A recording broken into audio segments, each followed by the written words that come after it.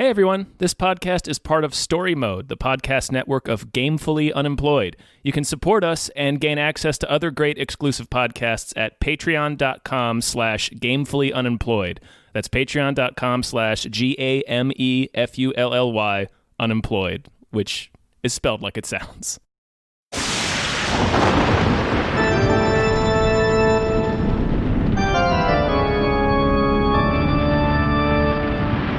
Welcome to Guylight, a podcast about vampires. Ho, ho, ho. I thought about just starting this one with like 5 minutes of sighing. Just, I was feel winded. that way. I was winded after this movie. Should we just jump right into it? I mean, I wanted to address your echo problem, Adam. Well, let's talk about it. I wanted to ask you about it. your echo. Yeah, people have been bringing it up in the deluge of critiques about the recording tactics we're using for this podcast that doesn't exist. He-'s what you do. Thank you. Buy a refrigerator. Okay. Get it through Amazon. Sure. It doesn't have to be Amazon, but get it through the mail. I was going to say you're really schlocking for Bezos here, but go ahead. Unbox it. Take that box, stick it over yourself when you record. Yeah. That'll take care of the echo. Just my question is: Are you recording in a fridge box? Is that your deal right now? No. Well, yeah, sort of. I'm right next to an air conditioner, so it's like a fridge box in here, like the inside of a fridge. Do people say fridge box? Like if it's really cold, you go, it's like a fridge box in here. Sounds I'm not like sure. an old-timey way of saying it. Yeah. I don't know. Like, do people say like, "Hey, I'm going to go down the grocery aisle to pick up my cereal" when they're in the store? I don't think so. I don't think so either. I feel like it's one thing too many. Yeah. It's like one word too many. We just don't need all of them. Just one of them, probably. Yeah. Adam, what's your middle name? Thank you for asking, David Christopher. Mine is Scott. Ooh, which is my dad's name. Adam Scott Ganser? That's me. The only one. That's great. Yeah. Yeah, it's pretty great. I'm pretty great, Dave. Yeah, congratulations. Thank That's you. a great fucking full name. Thank Adam you. Scott Ganser. I can't believe like, it's taking you this long to ask me this. It's like... I don't ask people these things. It's a fault of mine. That's okay. But like that sounds like a 90210 cast member or something. Oh, yeah. I was... That's great. That really does feel like a destiny that I missed. Like that's one of the. There's a multiverse where like I was just a young cast member on 90210. You know. Oh yeah, we're all. Yeah. Just skated right in and hung out with Jason Priestley all the time. Mm-hmm. Learned what cocaine was at 10. Yeah. You know? Oh yeah. Yeah. Oh, those are the times. You know. Yeah. Shannon Doherty. You know, loved Shannon. Shannon. Was a real Shannon stan. Missed out on that one. Stannon Doherty. I love that you brought up 90210 because, like, boy, that's the right thing to contrast this movie franchise with, isn't it? Yeah, it really is. It really is. It really is. Welcome to Guylight. Oh, yeah. Fucking here you are. You came back again. Welcome to the final Guylight. This is sad. It is. I was a little sad at the end of the movie when I was watching because like, shit, we're not going to be able to do this anymore. This has been I know. Such a time suck in a great way, you know? Cue the Green Day. Yeah. Yeah. It is a fork in the road. Yeah, it is. It's sad. It's really sad that this is the final one that people have been with us for this long. I'm going to have to like just I don't mean to put this thing into overdrive right away, but I have to say like I highly doubt anyone besides us has seen the last movie. Like I would venture to say nobody but us has actually seen it. Like we're the only ones. I wouldn't be surprised. Like we're literally the only two people who's ever seen this movie. It didn't feel like anyone else could have watched it. It didn't feel like it felt It felt like fan fiction. Yeah, I was gonna say like when you dream, you ever dream and in your dream you're watching a movie, and it's like a really basic version of a movie. Yes, because you're dream making it up. That's what it felt like.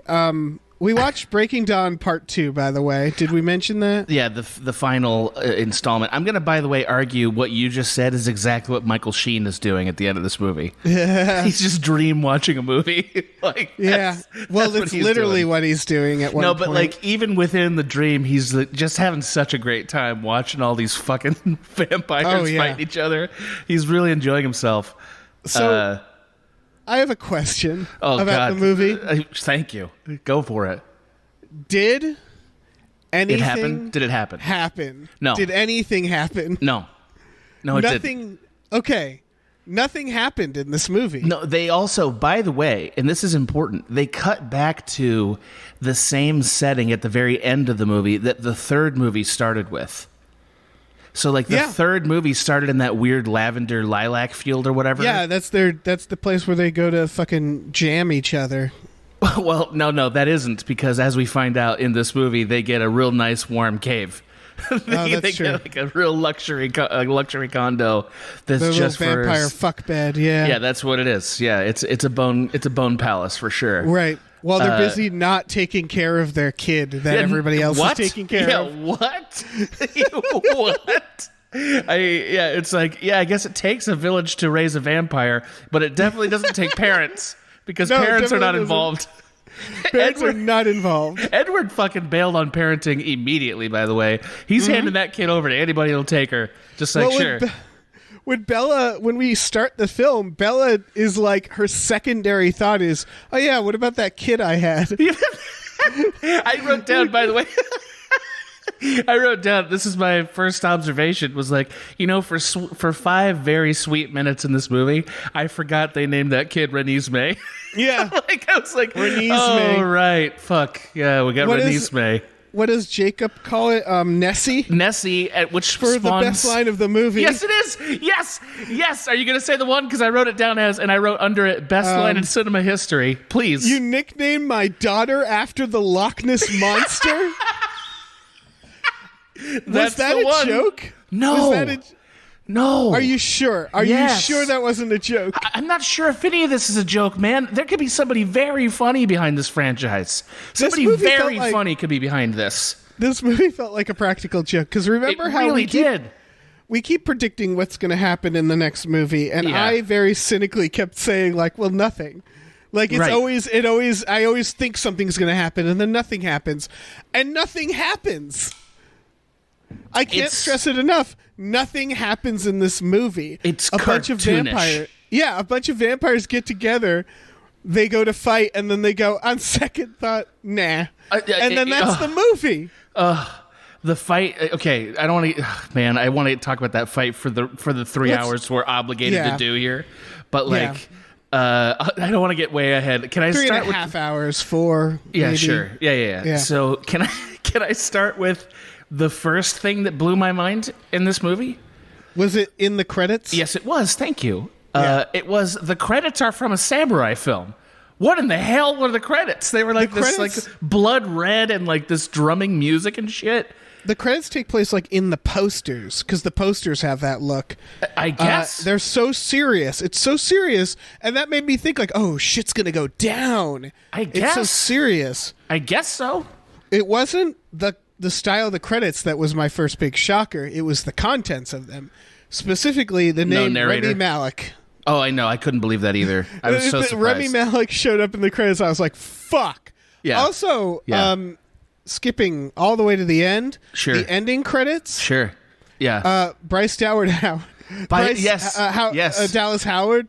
When was she in this movie? She wasn't. She was the redheaded villain vampire that we got rid of in movie 3. How did I not notice that? You know how you didn't notice it? Because you spend 80% of the movie with her. Any of the time that's spent with her is her running ridiculously through the forest. So like you can never really see her. It's just like she's just running around. All you know is she has red hair. That's it. Right. The ending credits, when that showed up, I was like, wait.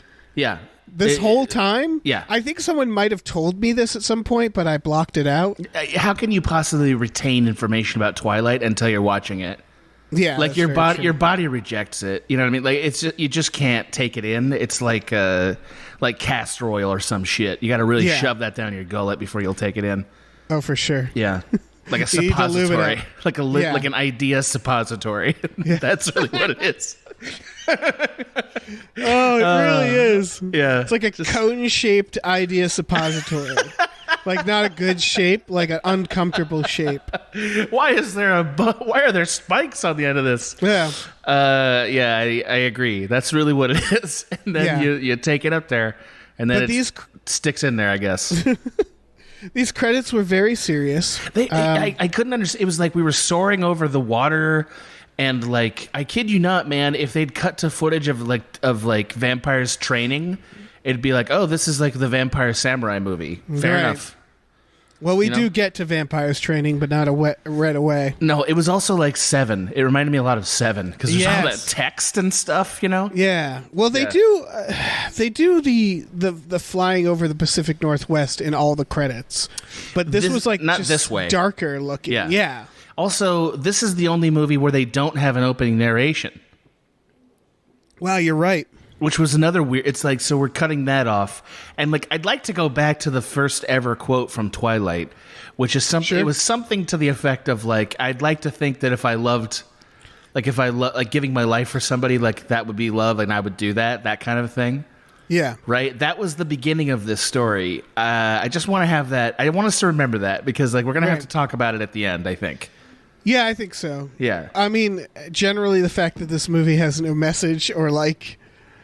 No resolution purpose. Or meaning. Purpose. Yeah. Purpose is a good word for it. Utterly meaningless. Mm-hmm.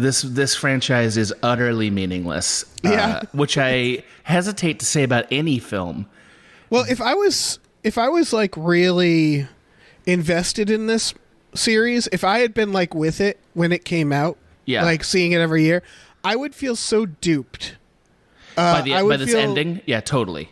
The way it's ending, it reminded me of Lost. Like when I binge watched Lost. Great. So I didn't have the same effect that most people. I didn't feel as betrayed as people did because I didn't give like 6 years of my life to it. Right, and you didn't go through the writer's strike and like all that stuff that stressed everyone out.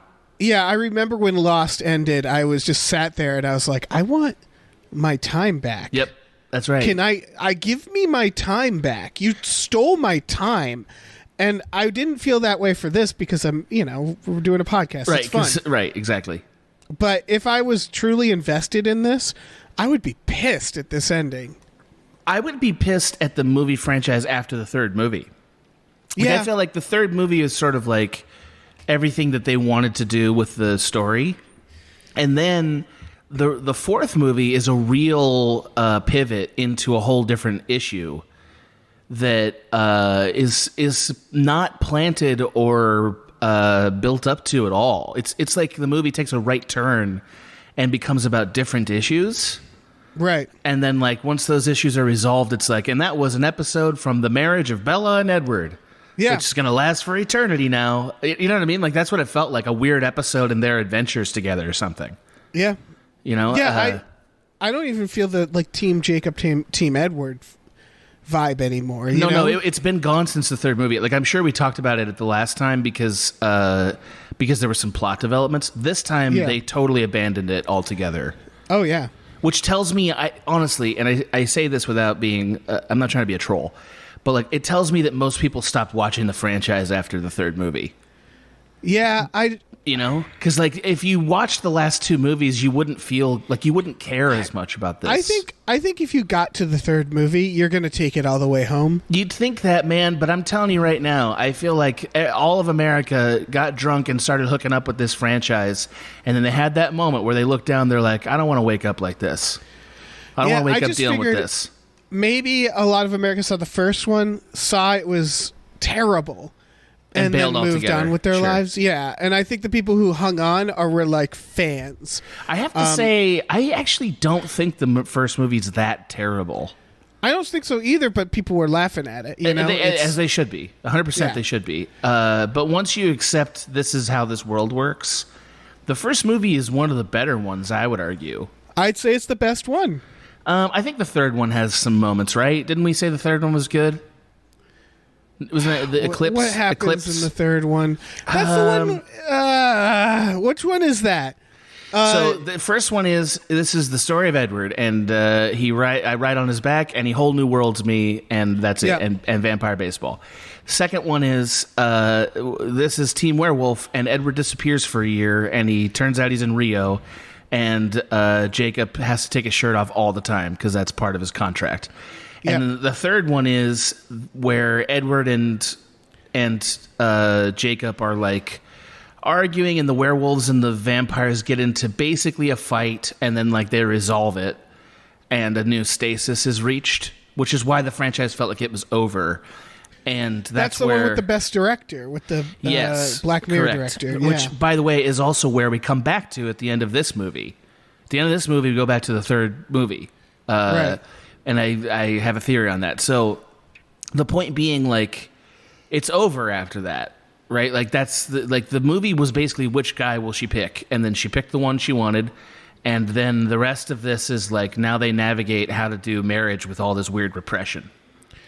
Yeah, and they have a special child, but a special child that's not actually special, at least not the way they thought. No, nobody turned out to be special. I was basically wrong about that.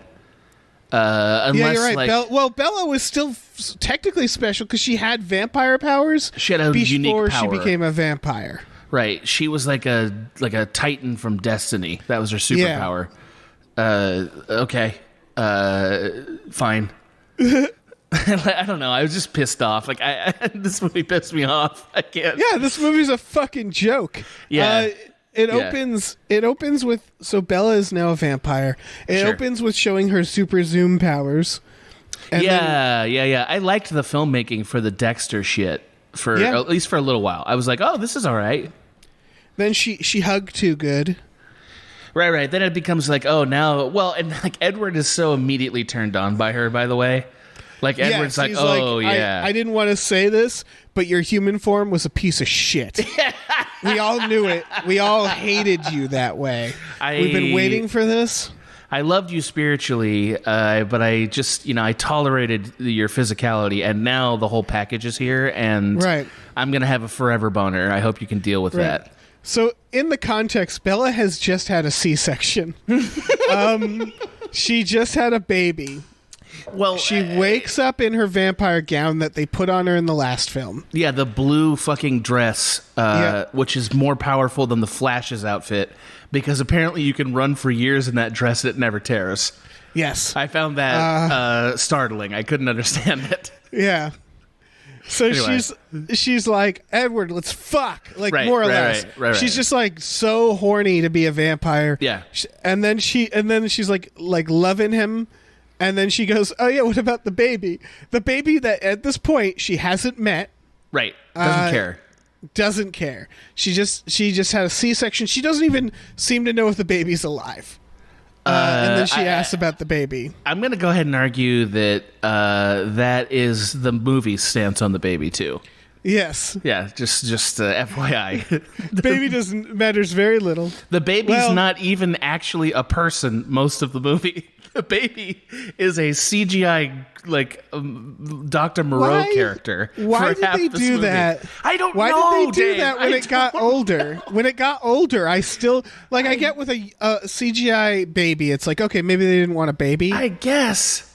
But then it becomes like a little girl, and it still has that ghoul face, that CGI ghoul face. It was like, what the fuck are they doing? I couldn't... I was like, is this going to be something? Like, is she going to turn to, like, Dobby the house elf or something? Yeah. Like, what's going to happen here? What is going on? Just hire a child. And it felt like they must have had a child on set, and then CGI'd its face. No, so this is my theory on it, is that they started with this 10-year-old kid that they cast, right? Who was also in Interstellar, and she was very good in Interstellar. She was like the kid in Interstellar.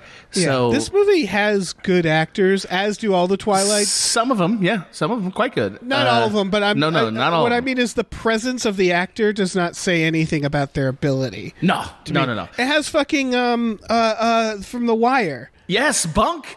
Wendell Jones. What? I forgot his name. Wendell something. I wrote it down. But that was another one that was like fucking shocking. I was like, get out of here. Yes, get out of here right now. Could not believe that. I wanted to call him up and be like, dude, McNulty, get your boy. Get your boy, dude. McNulty, get your boy. Couldn't believe that. I got to come back to that because I got to talk about what does it mean that the bunk is in this universe. I need to talk about that. Wendell Pierce. Wendell Pierce. That's it.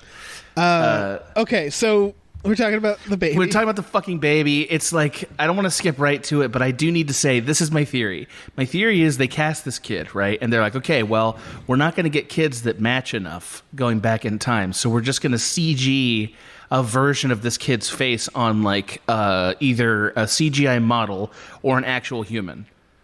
That's my theory on what happened, is that they were so concerned about continuity that they like CGI'd a face and made the entire movie absurd. Yeah. Like just that decision ruined the movie. Ruined it. Yeah, that alone is like a legendary screw up, a visual effects screw up in a movie. It's like, what the fuck are you doing? It's inexcusable. It was worse in The Scorpion King. It was worse in Matrix Reloaded. This is Reloaded. 2012. Yes. They don't have many excuses in this film. When it was made. What director looked at that and said, this is good enough? Yeah. Like they have all the money in the world. Like it's Scorpion not like King though is a good comparison. Yeah. Because Scorpion King, there's a difference between I remember watching movies and going, that CGI is amazing, and then you go back as an adult and you're like, whoa, no it isn't.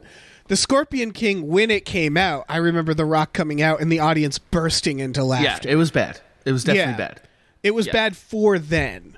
And that's what this is. This is bad for 2012. Yeah, it's the Matrix sequel. Like the very famous scene where Neo fights the 100 Agent Smiths, and then suddenly it turns cartoon. Oh, yeah. That's what. Well, that's I would argue that's one of the times that when you watch that when it came out, you're like, oh, this looks good. Until there was a moment where it stopped looking good. Right. Like you remember it distinctly, because so do I. It's like, oh yeah, this is when they went into full CG and it looks like garbage. Right. That's when it started to look bad, and that's what this movie was. The face was garbage. It was like a bad deep fake. Hot garbage, yeah. Yeah, it looked like a bad deep fake. It was completely, bafflingly unacceptable. Yeah. Anyway, I don't know what else there's to say about it. It's real bad. It's very bad. Look it up. Google it. The craziest thing is how long it lasts. It goes on for an hour and a half. Baby. Yeah, it's just like, are we ever going to see this character's actual face? I kind of stopped thinking. I kind of started to think, oh, this might be a choice to indicate that it's not totally human. And then they had an actual kid that it was like, oh, okay, so they thought they had to work backwards from this kid. Right. Because people did, when they saw it, they'd be like, what the fuck is that? Like, people would react to it. As they should. They were reacting for a different reason. Because apparently child vampires are monsters in this universe. Right, yes. But it was very funny because it did feel like they were reacting to the CGI face. Where they're like, get it away, kill it. Yes, it did. Yeah. Yeah, just scream out, abomination. Like, it's just it was horrible immediately. Can I just briefly comment before you get into... Because I want to talk about Bella and Jacob at when she wakes up and the whole thing. Jacob, though, makes a very bold move at the 8-minute mark, which is he shows up to that scene wearing a skin-colored shirt. And I was like, oh, he's figured out how to do all the things he needs to do. Oh, yeah. He was like... That was a superhero move. I'm imagining the actor being like, look, I don't want to be fucking shirtless anymore. And they're like, okay, put this on. He's like, are you fucking serious? It looked like those fucking muscle bodysuits that U2 was wearing in the late 90s. Yeah. It was really stupid. It was really stupid. But it made sense as a Jacob move, though. It was like Jacob's like, I don't have to always have my shirt off, but I have to look like I have it off all the time. Yeah, we'll definitely get to his nudity scene because it's an amazing scene. Yes, it is. Wonderful scene. So Bella, we're still in 5 minutes into the movie. Bella, yeah, of course it's fine. Yeah, she's like, what about? So where's my baby? Yeah, and where's Renice May? And we all groaned collectively. We all sobbed a little bit when we remembered that. And they're like, don't worry about the baby. You got to hunt. And so she goes hunting. Still you'd think she'd be like, can I see it? Can I see the baby? It's my baby. Right. Love is stronger than blood for me. You know? Apparently not, though. Yeah. So they take her hunting in her new dress. When you say take her hunting, what you really mean is they just let her out. They're just like, okay, See you in a while, and she like has to decide between the 4 things she wants to kill. Right. Well, Edward's there with her. Oh, is he there the whole time though? Because I kind of felt like he was more like just like kind of at a distance, like, okay, go ahead, honey. Oh yeah, maybe. I don't know, but she's Supermaning through the woods in her gown. Yes, she is. It's weird that she's hunting in a gown. Like, I can't stress that enough. She knows she's going to get blood on her, although apparently she doesn't. No, she doesn't know that. I have a huge problem with the way the vampires dress in this movie. Yeah, huge. Well, I mean, she doesn't get blood on her. Well, I don't understand how they extract blood given what they're doing. Because like sometimes they have blood all over their faces, sometimes they don't. But again, we've never seen fangs, and we know they deliver rattlesnake venom, which to me suggests, if you get into that rattlesnake maw, there's like a weird stinger back there. That's how they're doing it. I think it's like an eel's mouth where they have a second jaw inside. Yeah, like an alien. Throat. Yeah. That makes sense to me, honestly. But what doesn't make sense is how are they extracting the blood? Because at least when there was fangs, they function like straws. Well, you know what I mean? Like, I think like in most vampire universes, the more modern gritty ones, you bite and then you drink. You just drink it, like swallow it, because you got a whole hole. You got a whole hole right there in your face. You're gonna use it. I guess so, because they're biting them in the neck and stuff. I guess that's right. Like it just felt the idea dumb. is the fangs puncture them so that the blood spurts out. And blood, if you've ever cut someone's neck, like that blood will come out really fast, like a fire hose. Thank you for. Would you care to give me some examples? I'm just saying. If you've ever punctured someone, if you've caused a hole in their neck, it'll squirt out. So I think the idea is it's like what were those drinks where it was like it was like plastic bottles as a kid, and you kind of like take off this tab on the top, and you could squeeze the bottle into your fucking squeeze it. Is that what it was called? Squeeze it? Yeah, there's a thing called Squeeze It. Yeah, it's like a squeeze it. Like you bite it and then you just get like it's like a super soaker right down your gullet. Again, this is the idea of vampires is stolen from the idea of vampire bats, right? Which are like creatures that they make a hole and then they have like a numbing agent and then they drink because the numbing agent stops your blood from coagulating, right? And it makes sense. Like all that makes sense. Like it's like they tap the barrel or whatever.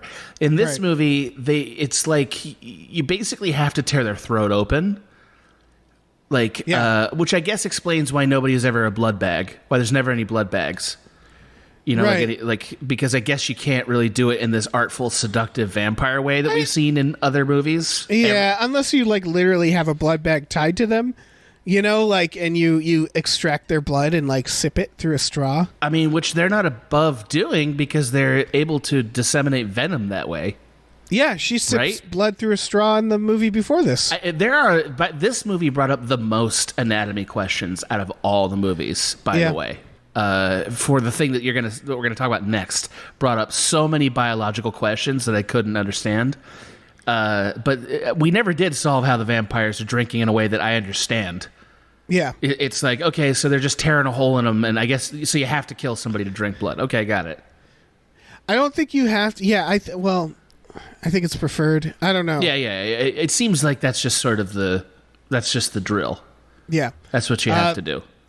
Yeah, so Kristen Stewart, she's running through the woods. Yeah, running through the woods. She smells like a deer. She's gonna get it, but then a cliff hiker, like a guy climbing the side of a fucking cliff, having a tough time at it, cuts his leg, and she smells it from like a mile away. Yeah, and she scuttles up the cliff like a fucking tarantula. And Edward has to be like, "No, don't eat that guy." And like seriously, that guy's having a tough time. Can you imagine being that guy?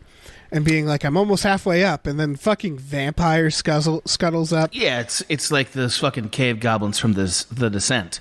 Yeah, it's like you're already having a terrible day, and then suddenly this shit happens. Right. It's just there's something. It's like Ski Free. Like there's something like really a bummer about Ski Free, where you would do this athletic thing and then get eaten by a snowman at the end, and it's like, well, I got nothing. Right. I didn't get the pleasure of this. Yeah. Yeah, I've been working my ass off in my last seconds. Like, who wants their last seconds to be skiing? That's awful. That sounds terrible. But like, yeah, it's the same with this mountain climber. It's like this guy deserves to get to the top of the mountain and like climb back down and go to fucking Denny's and have a nice meal and go home. Like, at least eat the rations he packed or whatever. Yeah. Like, you know, I agree because our mutual friend Bridget, if you remember Bridget. I remember Bridget. What you might not recall is there was a moment when we were all working for Correct where she came in with an injury that was based around mountain climbing. It was like, a very Bridget injury. I turned into her father immediately. Like I saw that injury. I was like, what the why are you doing this mountain climbing? What are you fucking getting out of it? Like, it's literally what I asked her. And it was like amazing because it was in front of her brother who showed up that day to visit her. That's funny. I was like, Bridget, what the fuck are you doing? Like, not because she disappointed me, just because I don't want her to get hurt. I did not want her to get hurt, and I didn't understand it. I mean, we can talk about Bridget all day. I can put a 3-hour podcast on Bridget. Oh, yeah. Yeah. Well, she's young. And Right, that was the realization for me was like, oh man, she's like climbing stuff. Yes, I would never do that. Yeah, that's exhausting. That's an exhausting thought. I felt stressed out looking at the climber, not because of the vampire problem, because I was like, God, look at him climbing there, and he cut himself. Oh my God. Look at him fucking free soloing up there. Like, Jesus. Like, what's fun? Like, do you understand what fun is? Fun usually involves drinks. Right. You or know? like video games, or like sitting very still. Right. Or friends, or like everything this isn't. Like, this is the opposite of fun. Yeah. Yeah. It's Bella's about to prove us right, and then Edward saves him. Yeah, and then she jumps off the cliff. And Yeah. then she goes after a deer, and then she sees a mountain lion, and we get the first perfect moment of the film. Yes. Which is actress Kristen Stewart tackling a mountain lion in the air. Fucking annihilating that mountain lion. Like, it was like it was the first of many professional wrestling moves that were beautiful to behold. Right. This was the spear. She speared that fucking mountain lion. Yes. Pinned it, but with a 3 count. Mountain lion's jumping through the air, and that mountain lion must have been very surprised at this. The human woman just collapses into him, bites his neck, and it's like dead before it hits the ground. Yeah, that like the last look on that mountain lion is something approaching disappointment. Right. Like, just like, how did this happen? How is this how it ends for me, Martha the mountain lion? You know? And this is the point where I wrote the note, she's the best vampire. Because so far, all these vampires suck. And she, like, is the first one where I'm like, I want to hang out with this vampire. Right, because she probably murder me, but I want to hang out with her. She shows up and she's got a little, like, moxie. You know what I mean? She's got moxie. Yeah. She shows up and she's like, what the fuck are we doing here? Hey, assholes, let's do shit. You know, and they're like, I guess we could do shit. Yeah, I'm a fucking vampire. I want to do vampire shit. Yeah, you guys you all ready for this? You know, like she's about to hit that 90s techno beat for us, and then Jacob showed up, of course, ruining everything as he does. Right. Yeah, Jacob shows up. She tells him he stinks, and I was like, come on. That's not nice. Yeah, I agree. She didn't need to say that. No, he's done a lot for you. He's been good. And then, well, I say that, and then he tells her that he has to explain to her that he's not going to fuck her baby. Is he not going to fuck that baby, by the way? Is he not going to? I was going to wait, but I mean, not in its baby form. Not when it's baby, but it semes like I'm maybe later. I'm pretty sure they're going to fuck later. Yeah, I think so. I think that's right. It really disturbs me because they do this whole thing. This whole scene is him like, no, it's not like that. It's not like that. The last film has to go out of its way to be like, he's not trying to fuck this baby. Right. He's just bonded with it, and it's a spiritual, like, emotional love. And then later in the film, it's like, he's probably gonna fuck this baby. It really makes that convoluted. It makes the relationship extremely disturbing. Yes, it is. It's not a good relationship. It makes everything disturbing. I don't like Edward also, by the way, signs off on it, which completes the circle of your distaste for him. Yes. Like, later in the film, Edward signs off and he's just like, she's lucky to have you. In this kind of like, you know what he's doing. You can see it, you monster. How are you letting this happen? The Jacob versus Edward arc is me starting with, like, Edward's a weird pedophile, and at the end it's like, no, they're both weird pedophiles. Yes, they're both weird pedophiles, like, and they came they came to a peace about it. They came to a gentleman's arrangement about the pedophilia is what happened. Yeah. And so, like, I guess I can be Team Edward now because they're both pedophiles. I don't know. I'm not, again, Team Neither. Team Neither more than ever. I will say that my critique. I guess we're doing the Edward versus Jacob thing now. Not that I didn't have any plans to do it this episode at all, but I may as well do it. So, like, I kind of came around on Jacob in this one, although the pedophilia thing is insane. But I came around on my critique of him, and it's this. This is what I mean. My critique was that he was a non-functional maniac, like a sociopathic maniac who was like violent, and he seems to have gotten that under control.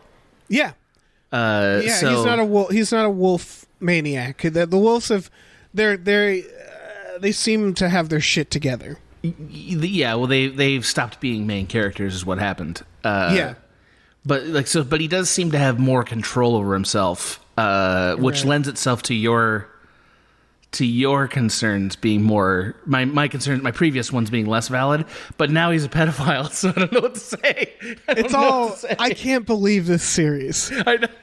I can't fucking believe. So I guess let's just explain this because can I wait, so before we do that, I want to explain the scene that we're talking about because this is important. So Bella finds out that Jacob has imprinted on her and she's fucking furious. She's livid. She reacts the way we reacted, which is like, wait, are you gonna fuck that baby? Isn't everything I knew about imprinting until this moment has been that it's romantic? Yeah, her anger is the most anyone gets angry in the series. And again, this is me loving her. That line where she says, "You nicknamed my daughter after the Loch Ness Monster," because he calls her Nessie in this conversation. She gets pissed. Yes, I wrote. I can't repeat it enough times. I wrote down, I think this is the best line in cinema history when I wrote that line down. She's so angry at this fact, and it's like, again, she's genuinely angry in the moment, so it's not supposed to be that she's being funny, but I don't know if the movie knows it's funny. I don't think the writer of this, by the end of delivering the final draft, gave half a crap about it. No, they must have known that this is schlock. They must have known that this is funny. Dude, there are so many bad writing moments in this movie. Like, this is one of the worst written movies I've ever seen. Mm-hmm. One of them is Alice disappears by note. Yes, like she ends up mattering. She disappears by note, and I don't want to get into all the details of it because she does another thing that's impossible later. But that is incredible. What happens? It's incredible and it's impossible. But there's a moment, about 40 minutes into the movie, she and Jasper just they fuck off, and it's explained via note. Via badly written note, by the way. Stay until the day the snow sticks to the ground. It's like, why don't you just say December, asshole? Like, just give us a day. What are you talking about? What? Well, okay. I'm going to defend her there. No, come on, Dave. Don't even start with this. Don't do it, man. You know why? Because that's what she knows the day to be, because she's seen it. She doesn't know what the calendar says. I don't know how the snow stick to the ground in her vision. So she's like, until that, whatever that day is, I don't fucking know. I didn't psychic up a calendar. I just saw. But why snow. Doesn't she do that? I don't know how our visions work. I know the way they're presented in the movie is very much like, like a horror montage usually. But like everyone in them always retains more information than we see. So like what we're seeing is not how she experiences them. Which is to say, like, maybe it's like a fucking 360 tour. You know what I mean? Like, maybe she's got a VR tour in here. So then it's like, well, then go check out the calendar. Make this easy on people. That's true. Come on. Do your job. Yeah. Like, do your fucking job, vampire. Yeah, do your job. This is the only thing you have to do. Yeah. So. Yeah. Oh, okay. So Bella's fucking furious at Jacob. Jacob gives an explanation that changed everything I thought about this series, Dave. The explanation was, doesn't it make sense when he's explaining the imprinting?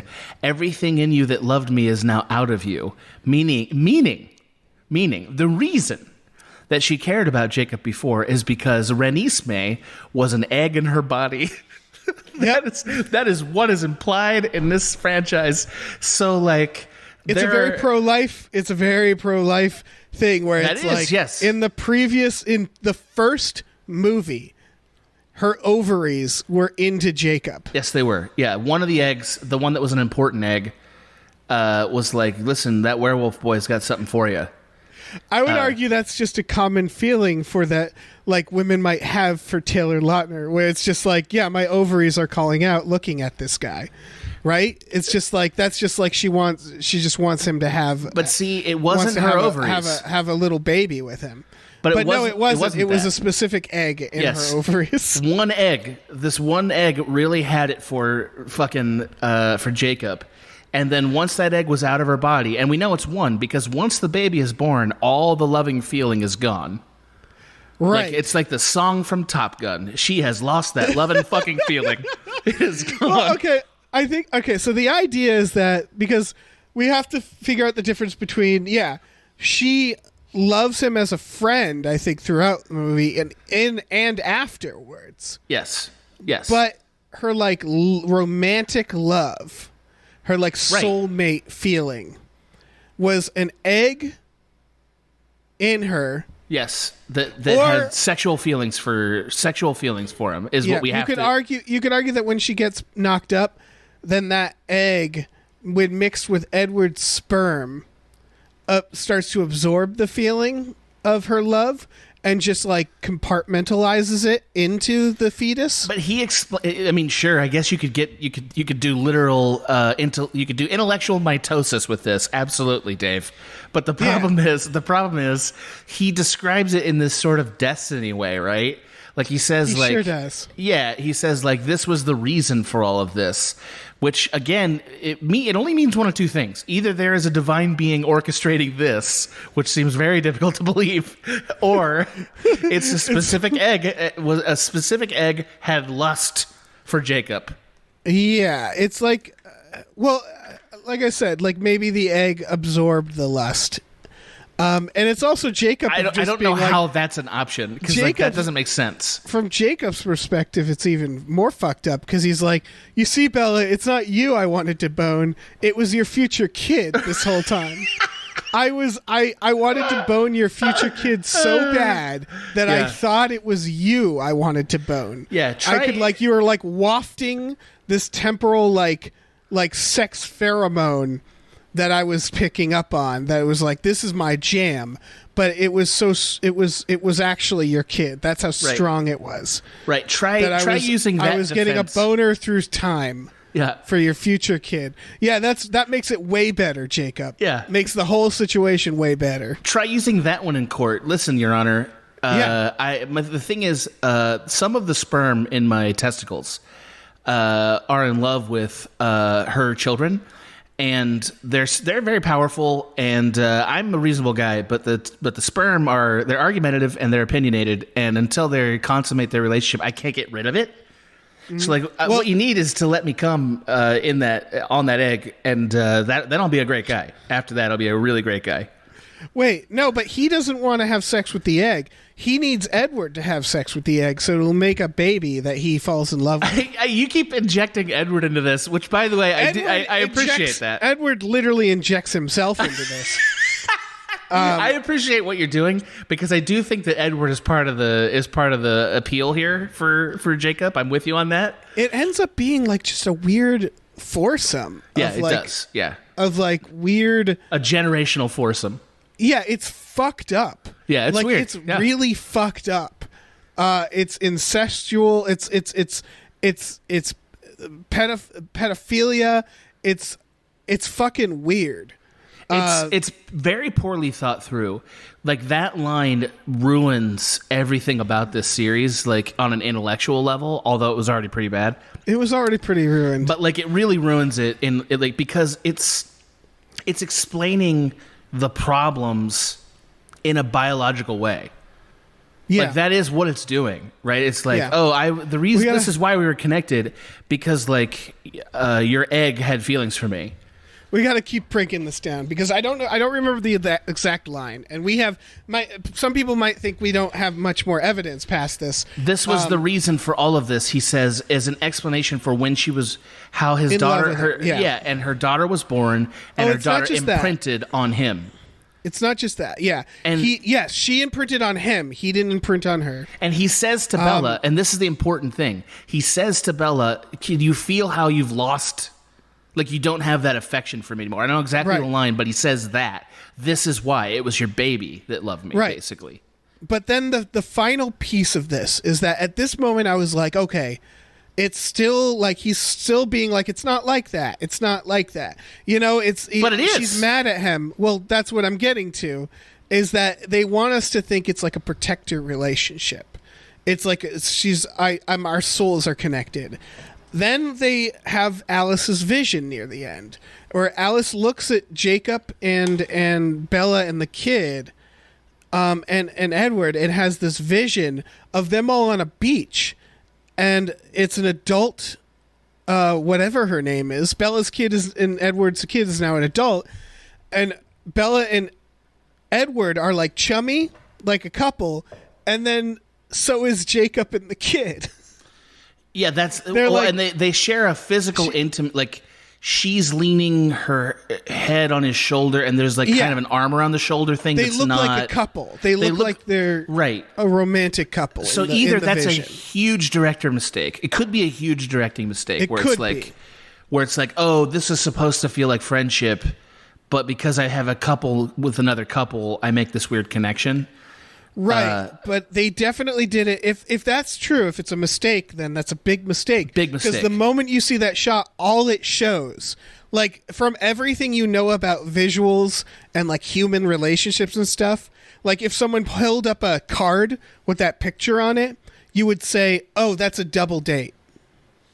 You know what I mean? Right. I see, and that's what makes me so baffled about this franchise.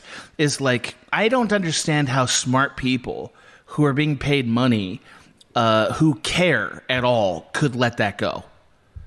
Like, if I'm a studio executive, I'm like, wait a minute, man, you're making this thing into a pedophilia thing. You gotta fix that. I don't think they give a shit. That's exactly it. It's the only explanation that I can understand. Yeah. And it is a pedophilia thing. Because here's the other thing, is that even though it's same with the Edward shit. Even though the child they show is now an adult next to Jacob, she's still only like a year old. Or like 6. It's something like, it's that where they also explain that she grows super fast. 7 years. She'll stop it takes 7 growing. years to be a grown up. All right. So yeah, it's a 7-year-old being is what you're seeing. Right. So that's fucked up. Yeah, dude. I don't know. Like, I mean, if we're gonna be upset with Edward about his 100-year-old time frame, and like how it doesn't matter if he's 17 biologically, he's 100 in terms of actual time. Yeah, like, we are going to be upset with that. That's fine. And if that's fair. And if we are, then we have to be upset about the fact that no matter how adult she looks, she's 7 years old. I would argue we have to be more upset. It feels very. It feels very stupid. Because that's an even more fucked up relationship. Because he's guiding her into adulthood effectively, and she's way younger than Bella was when Edward... Like, it's all fucked up. I don't want to sit here and weigh the differences. No, I don't either. It's all terrible and weird and makes me very uncomfortable. The thing that sucks about it is, like, this is, like, the only thing to talk about it. It's not like... This isn't, like, a weird tangent. It's kind of what the movies are about. You know what I mean? Like, this is really the substance of the movies. I don't know what to say. Because the movies are about these relationships, and we settled on two pedophiliacs. Well, we're not. That's the thing. Is like we're not taking like subtext from the film. No. We're like the film is like seems to want us to think this is what's happening. It's very troubling. It's very troubling. It's very troubling. It's like, would you be surprised to have heard, like, behind the scenes, Jeffrey Epstein was an executive producer of this? Oh, God damn it. You know? I mean, you should have just said Harvey Weinstein, right? Sure. If we're talking about predators. Sure. But he hasn't been accused, to my knowledge, of pedophilia, but, you know, it's only a matter of time. It's oh, God. Why did... I know I'm not actually mad about it, although I probably should be. I probably should be mad about it because that's like offensive and so lazy, and they profited off of it. It's so weird. There's a reason. I'm glad society rejected these movies, you know? I didn't hear anybody saying all the stuff we're saying. I didn't hear any of that. Yeah, I didn't think it was going to get this weird. Yeah, I thought it was just going to be dumb and schmaltzy. And it is that too. It's that too. But the romance stuff is fucking wild. Yeah, it really is. It really is. I agree. It's like Caligula style. Like, it's just like cast off your morality. Yeah. It doesn't, like, it's so fucking weird. And but it's presented as like wholesome. Right, it's like a Mormon exterior, but inside it's Caligula's pleasure barge. Yeah, it's absolutely fucking weird. Yeah, I agree. And if you the actual proof for that in the filmmaking, by the way, is the fact that we get another 2 vampire sex scenes. I was about to say that's the final part to this. Is that it's not wholesome. We know it's not because we get 2 vampire sex scenes. That we really don't need. They don't narratively advance anything other than, okay, so they're not having problems anymore sexually. It's like a romance novels type of situation where they're like, we have to see some skin. We have to show how great the sex is. But we so don't. So great that her hair sparkles. Her hair like shimmers because the sex is so good. Right. Right. On their vampire fuck bed. Yeah, they're literally making magic. That's what they're doing. Yeah. And they talk about how since they don't have to sleep, they don't get tired, so they can just fuck all the time. Yes. Like they can just live in a perpetual state of fucking. You're getting a little ahead because there's a really offensive moment that happens before, but please finish your thought. That's it. Okay, so this all the way. By the way, is all predicated on. So after the events that we've discussed, Bella and Jacob hit some kind of a fucking stasis, so they're not fighting. Yeah, and I guess some time passes. The time is very unclear. And then they're like, Bella, it's your birthday. And she's like, I stopped having birthdays like 3 weeks ago. They're like, doesn't matter. We did a nice thing for you anyway. And that nice thing is, for the first time ever, people are allowed to live outside the mansion. And Edward and Bella are going to have the swankiest house a person could ever imagine. Based on 0 income. They don't do anything for a living, but they're going to have a $4 million house. I don't know. They literally have stacks of cash later in this movie. Yes, they do. I thought that was very informative. I think they're robbing people. I think so, too. No, I do. I think there's crimes going on. I really believe that now. Yeah. Because a doctor doesn't make that much money. No, not enough for this shit. No.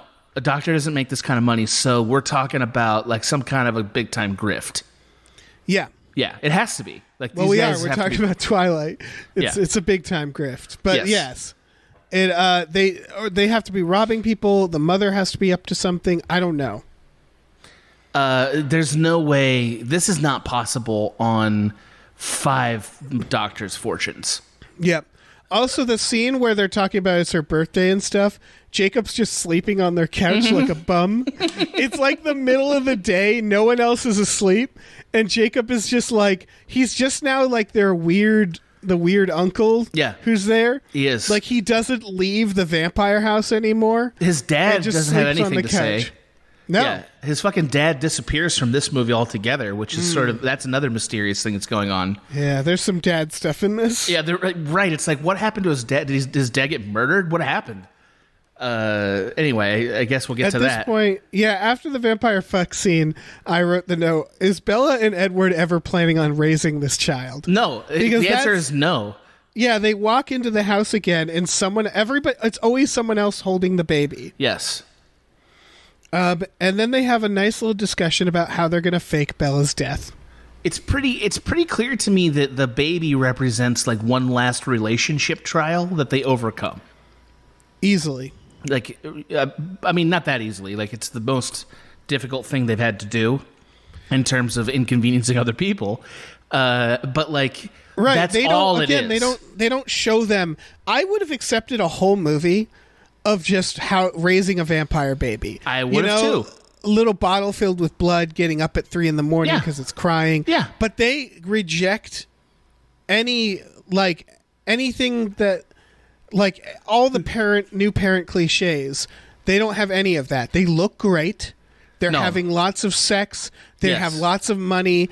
And they basically, their whole family is a family of nannies. Yes. Is that they walk in and their kid is beautiful and it's being held by someone else and it grows up really fast and it's not a problem at all for them. Not a single person other than Bella and to some degree Edward has an identity by about 20 minutes into this movie.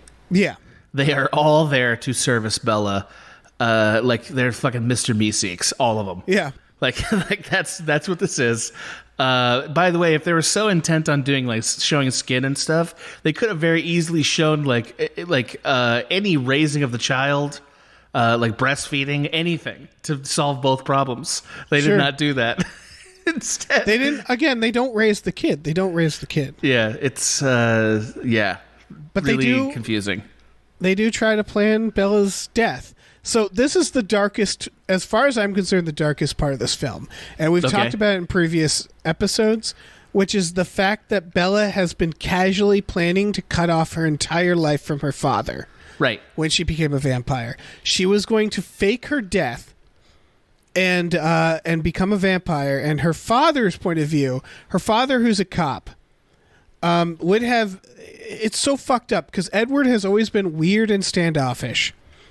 So in his perspective, she met this weird boy in high school with these weird fucking parents who are like weird and rich. And he never really like, he always seemed quiet and never, and like the first time they met, she came home after falling down some stairs after trying to leave him. Right. The domestic violence situation that clearly happened. Yeah, right. It's very sketchy. And then, like, she goes on vacation on their honeymoon. She rushes into marriage with him. Like, she graduates and immediately gets married at 18. And then the narrative would have been, then she goes on honeymoon with this guy who seems like, and she's disappeared extended periods of time because of this guy in the past, too. And again, she's gotten injuries when with this guy. She would have gone on honeymoon, and then the whole family would have been like, she's sick. That was the first thing. They're like, she's sick. You can't see her. She's sick. Yep. We're extending it. She's sick. And that's all he's getting is this wall of fucking denial. And then they would have been like, she died. And he'd be like, can I see the body? And they're like, no. And that would have been it. Like, essentially, from his point of view, his daughter was kidnapped and murdered. By what is clearly a cult. Like, that's how it would have gone down. He was a cop. Like, it would have been, and they would have skipped town. And if he never saw them again, he would have forever assumed that his daughter was the victim of a horrible crime. That's what she's doing to him. And her mother. Like, that's what it would have been for him. It suggests that, like, there's a lot of under-the-surface problems in this relationship. Yeah. Or that Bella is completely callous. Yeah, I don't know which. I don't know, because it's incomprehensible from really any other point of view in the movie. Like, you couldn't imagine one of the other vampires doing that to the other members of their cult. Right. Like, they would never do that. They don't think of him as a person. No, they don't. They don't. And neither does the movie, for reasons we're going to get into very shortly here. Yeah. But yeah, they do that. The most respect I have from Jacob is the first person in this whole series to go, this is fucked up. Yes, that was a great moment for him. I totally agree. Yes, because nobody has considered the dad. The dad is, I'm going to just say it, my favorite character and the character I relate to the most. I liked him the most as a character. I thought he was badly acted in this movie. I think he's been good in other movies. He was not good in this movie. He's barely a character in this one. He's just like, well, I'm going to keep my mouth shut and ignore what's going on. And that's what he's a great supporter of the vampires because they are sort of like, all right, just fucking cool it, man. Be cool. And he's like, all right, fine. I'm not going to ask questions. Because what we're getting to is that Jacob is like, I'm going to fucking tell the dad, so he doesn't have to live the rest of his life thinking that his daughter was eaten by a cannibal cult. So Jacob does something about it, and it's my favorite scene of the movie. It's the only scene that has not convoluted meaning to it and is genuinely enjoyable for irony purposes. Yeah, right? it's also one of the funniest scenes because he does definitely. it. He takes Charlie into the woods. Thank you for pointing that out. I appreciate that. He takes Charlie into the woods and he's like, I have to tell you something about Bella. And then he just goes, all right, screw it. And he starts taking off his shirt. And Charlie's like, whoa there, Jacob. I don't know what this is. But he doesn't leave. He's curious. He wants to see where this is going. He doesn't leave. That's true. The line is, Jacob, put your clothes on. And it's said in this tired way. Yeah. That made me genuinely, I was like, we've been waiting for that for 4 movies. What a great dad he is. Yeah. It's a real dad moment because he's just like, my daughter's dumbass friend is stripping down. I don't know what this is, man. What are you doing, man? What are you doing? And then, but I'm trying to think of what Charlie thinks is happening because I don't think he thinks of it as like this guy's coming on to me because Jacob starts stripping down. It takes him like 30 seconds to do this. And Charlie's just standing there like, Jacob, what is going on? Jacob strips off his pants. And like while he's doing this, he's saying stuff like, the world you know is wrong. Like stuff like that. He's just like, forget everything you believe. And it's like, what is this fucking lunatic about to do? What is he? Am I about to be murdered by this kid? Am I about to be murdered? Am I being filmed in a much less appropriate scene than I want to be involved in? Yeah, am I being punked? Yes. So Jacob strips down to his underwear in front of Charlie. And I think that was just, something for the ladies watching, but like, not just the ladies, but it was a little something from the producers to the audience. Like, here you go. Here's a gift. Here's a little meat statue for everyone. And then, but the dad like watches it and he's saying weird shit, and then he turns into a werewolf. And so, like, at that point, I would be relieved when they turn into a werewolf because I'd be like, oh, okay. I thought you were going to bathe in my blood and murder me. Turns out you're just a werewolf.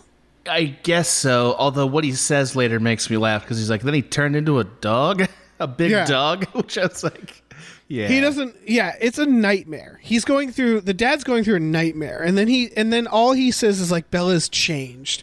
That's all you need to know. And then he brings him to the Cullens. And he's like, he tells the Cullens before the dad shows up, like, I told him everything. And they're like, what the hell, man? But it's like, he did the best thing. He did the best thing, which is like, why didn't they just fucking tell him everything? Yeah. Why not? Why didn't untenable. Bella was told everything. They keep saying, like, I don't want to put him in danger. But it's like, I think he'd rather be in danger, slightly in danger, than in the dark. And everybody around him knows. His best friend knows. His daughter knows. Like, his best friend's kid knows. Like, everybody knows about him. If Bella had faked her death, he would have been grieving while everybody around him would have been silently aware that she's not dead. And that he's, like, all of his pain is meaningless. And they all betrayed him. I would have, if I had found out, I don't know what I would have done. I would have been imagine if everybody you knew was keeping a lie like that from you. You'd have to leave Forks. That's for sure. Yeah. You'd have to leave Forks. That's devastating. It is devastating. And by the way, totally unnecessary because, and this is the premise of this lie is humans can't know because that's the rules, right? The rules are the humans can't know. But then the presence of the bunk defeats that entire argument. The bunk single-handedly, just like he did in The Fucking Wire, comes in and says "motherfucker" and ruins that entire argument because he knows. He knows everything. He knows everything. But also, Charlie is also in this. I get it if it was like an out-of-town detective or something like that. Sure. But Charlie is literally surrounded by these people. He's insulated in them. So it's like, why can't he know? Why can't he know? And then once you've introduced the idea of him finding out, why do we then go back on it? Like, it was such a bad move for a movie. Horrible movie decision. That was the thing. The moment he knew, I was like, oh, now he's going to be involved in everything. Yes, thank God. Thank God. They'll have the cops there with the werewolves and the vampires. I want to see a bunch of cops with guns like at the end of The Dark Knight Rises, just like part of the army. Yeah, but let's be honest, Dave. That kind of changes who you're rooting for, doesn't it? That's true. No one wants to see cops right now. Not right now. Well, and also, I think in general, I think that's sort of that's a good point. Sort of where in we lined up on that. Yeah. Yeah. But that's it, right? Like, it also just okay. So, like, if you're writing a screenplay, right? Like, you've written a screenplay. I've written screenplays. So, like, once you open the box a little of like, let's tell Charlie, to then say no, let's not, and never come back to it. Well, they do. No, they don't. They have tell. They don't. They have tell him because Charlie shows up. Bella is looking good, and she's like, I've never felt better, Dad. Right. I've changed. And he's like, what is this? And she's like, I can't tell you. He's like, do you turn into a dog? And she's like, no. And that's the converse. And then she's like, no. By the way, just trust me. I'll tell you when you need to know. I have a kid. Well, that's the other. Oh God. That's the other fucking thing. Like, so wait a minute. So, like, they don't actually tell him. Let's be clear. They don't tell him. They don't tell him specifics. He knows something. They don't tell him they're vampires. Weird. They don't say, I'm a vampire. The only thing that we want Tim to hear is his daughter is now a vampire. That fact does not get transmuted by word or by blood transfusion. It does not happen. I would assume she was a werewolf because the only thing I've seen is the werewolf. Although at this point, once you've seen there are werewolves, I'm taking a pretty close look at the Colin skin tone and yellow eyes and asking myself, what the fuck is this? Yeah, that's true. I mean, come on, man. He's a cop. He should figure this out. Dude, I said that in the fucking first episode. Yeah. Like, he's not a cop. I'm sorry. I pass on that. I don't accept that part of the movie. He's not a cop. But then they're just like, by the way, here's our kid. And again, it's like, okay... Is this a fucking cult? I need to get you out of here now. So wait a minute. They adopted the niece. It's somebody else's baby that they adopted, which That's they what explained. Say? Yes. Yes, dude. They explained the line with this: our niece and daughter. They say that. And then Charlie says, oh, right, the adoption. That's the line he has. Yes, Dave. Yes. So Charlie knew that they were having an adoption? That's what the line presupposes, because otherwise, follow me on this, Dave. It's impossible. Otherwise, what's happened is she's had a fucking miracle. Not a child, a miracle. Okay, because she got pregnant and gave birth to what looks like an 8-month-old child in the course of a month. Yeah. So, they have to do that. They have to do that, and they kind of retcon it because he's like, "Oh, right, the adoption you've been telling me about." And that is correct. I don't know what the fuck I recall that from your letters. There's a lot of missing chunks in this series. That is such an abomination. A lot of it at this point has to do with what the fuck Bella is telling her dad, because I don't understand. So he accepts it. Just very briefly, I'm so sorry because you're doing a great job. I just need to interject. So I think the most interesting conversation about this movie that you and I need to continue to have is, how is Bella lying behind the scenes? Because she is, about everything. That's number one. Number two, just remember, between every single scene cut, every single one, every time we change scenes, Bella and Edward had magic sex on that vampire bed. Every single scene. 100%. Like, just remember that. You cannot remember enough times Bella and Edward mega fucking each other between scenes, because that is what's going on. Right. Yeah. So they're like, this is our adopted kid. We're not a cult. Jacob became a dog. I've been changed. I'm not going to tell you how. Just trust me. Here's our niece that I'm adopting as a daughter. I'm 18 years old. Also, I touch cold now. I touch very cold. And then the dad just leaves. I mean, that's enough for me. I'm like, all right. Okay, then. And then they have an arm wrestling contest. Oh my God. As soon as the dad leaves, I felt like we needed and let the games begin. You know, it was so abrupt where they're like, so the dad leaves ready to like hang himself. Like, cause he doesn't know what the world is anymore. He's going to just cry in the car driving home. Right. And they're watching him like leave. And then they're like, so Bella, how strong are you? Can you arm wrestle? And then they just go out and they're like, we're vampires now, having fun, having a great time. It's like, motherfucker. It's time for the vampire games, right? Like, they just needed that. It's so abrupt where Bella it's just very clear that Bella doesn't give a fuck about her family, about her dad. She just wanted to become a vampire more than anything. And now that she is one, she's like, fuck you all. I'm a vampire now. Yes, she does say the line, I was meant to be a vampire. And by the way, because I keep bringing up the biological imperative stuff, because there's another thing in here that is very troubling. The movie suggests that her vampire powers were latent in her, as though she had magic vampire powers before she became a vampire. Right. I don't understand. Yes. Okay. She's magic in that respect. All right, here's my guess, and I would have loved if they had explained this. Sure. Because this whole movie, the MacGuffin is a child that's half vampire, half human. This whole movie, correct. And it's apparently an impossible thing. It's a half pyre, but yet people are aware of it. Well, they become aware of it, but they think it's an immortal child. And we'll get to the ending reveal with the rando character who shows up. Yeah. But that's the whole deal. I thought the further reveal was they're going to be like, yes, and Bella, you're like 1/6 vampire. Like you're 1/16 vampire on your father's side, and that's why you have this residual power. Like I thought it was going to be something like that, where it's like she's so little vampire that she's more human and just has always seemed human. Have you ever noticed how you almost sparkle? Yeah, exactly. You're 1/6 of your way to sparkling. I thought that was going to be the reveal because it's the only reason she would have vampire powers before she was a vampire is that she's like part vampire, really, really removed, though. But again, it suggests that she has a magic body.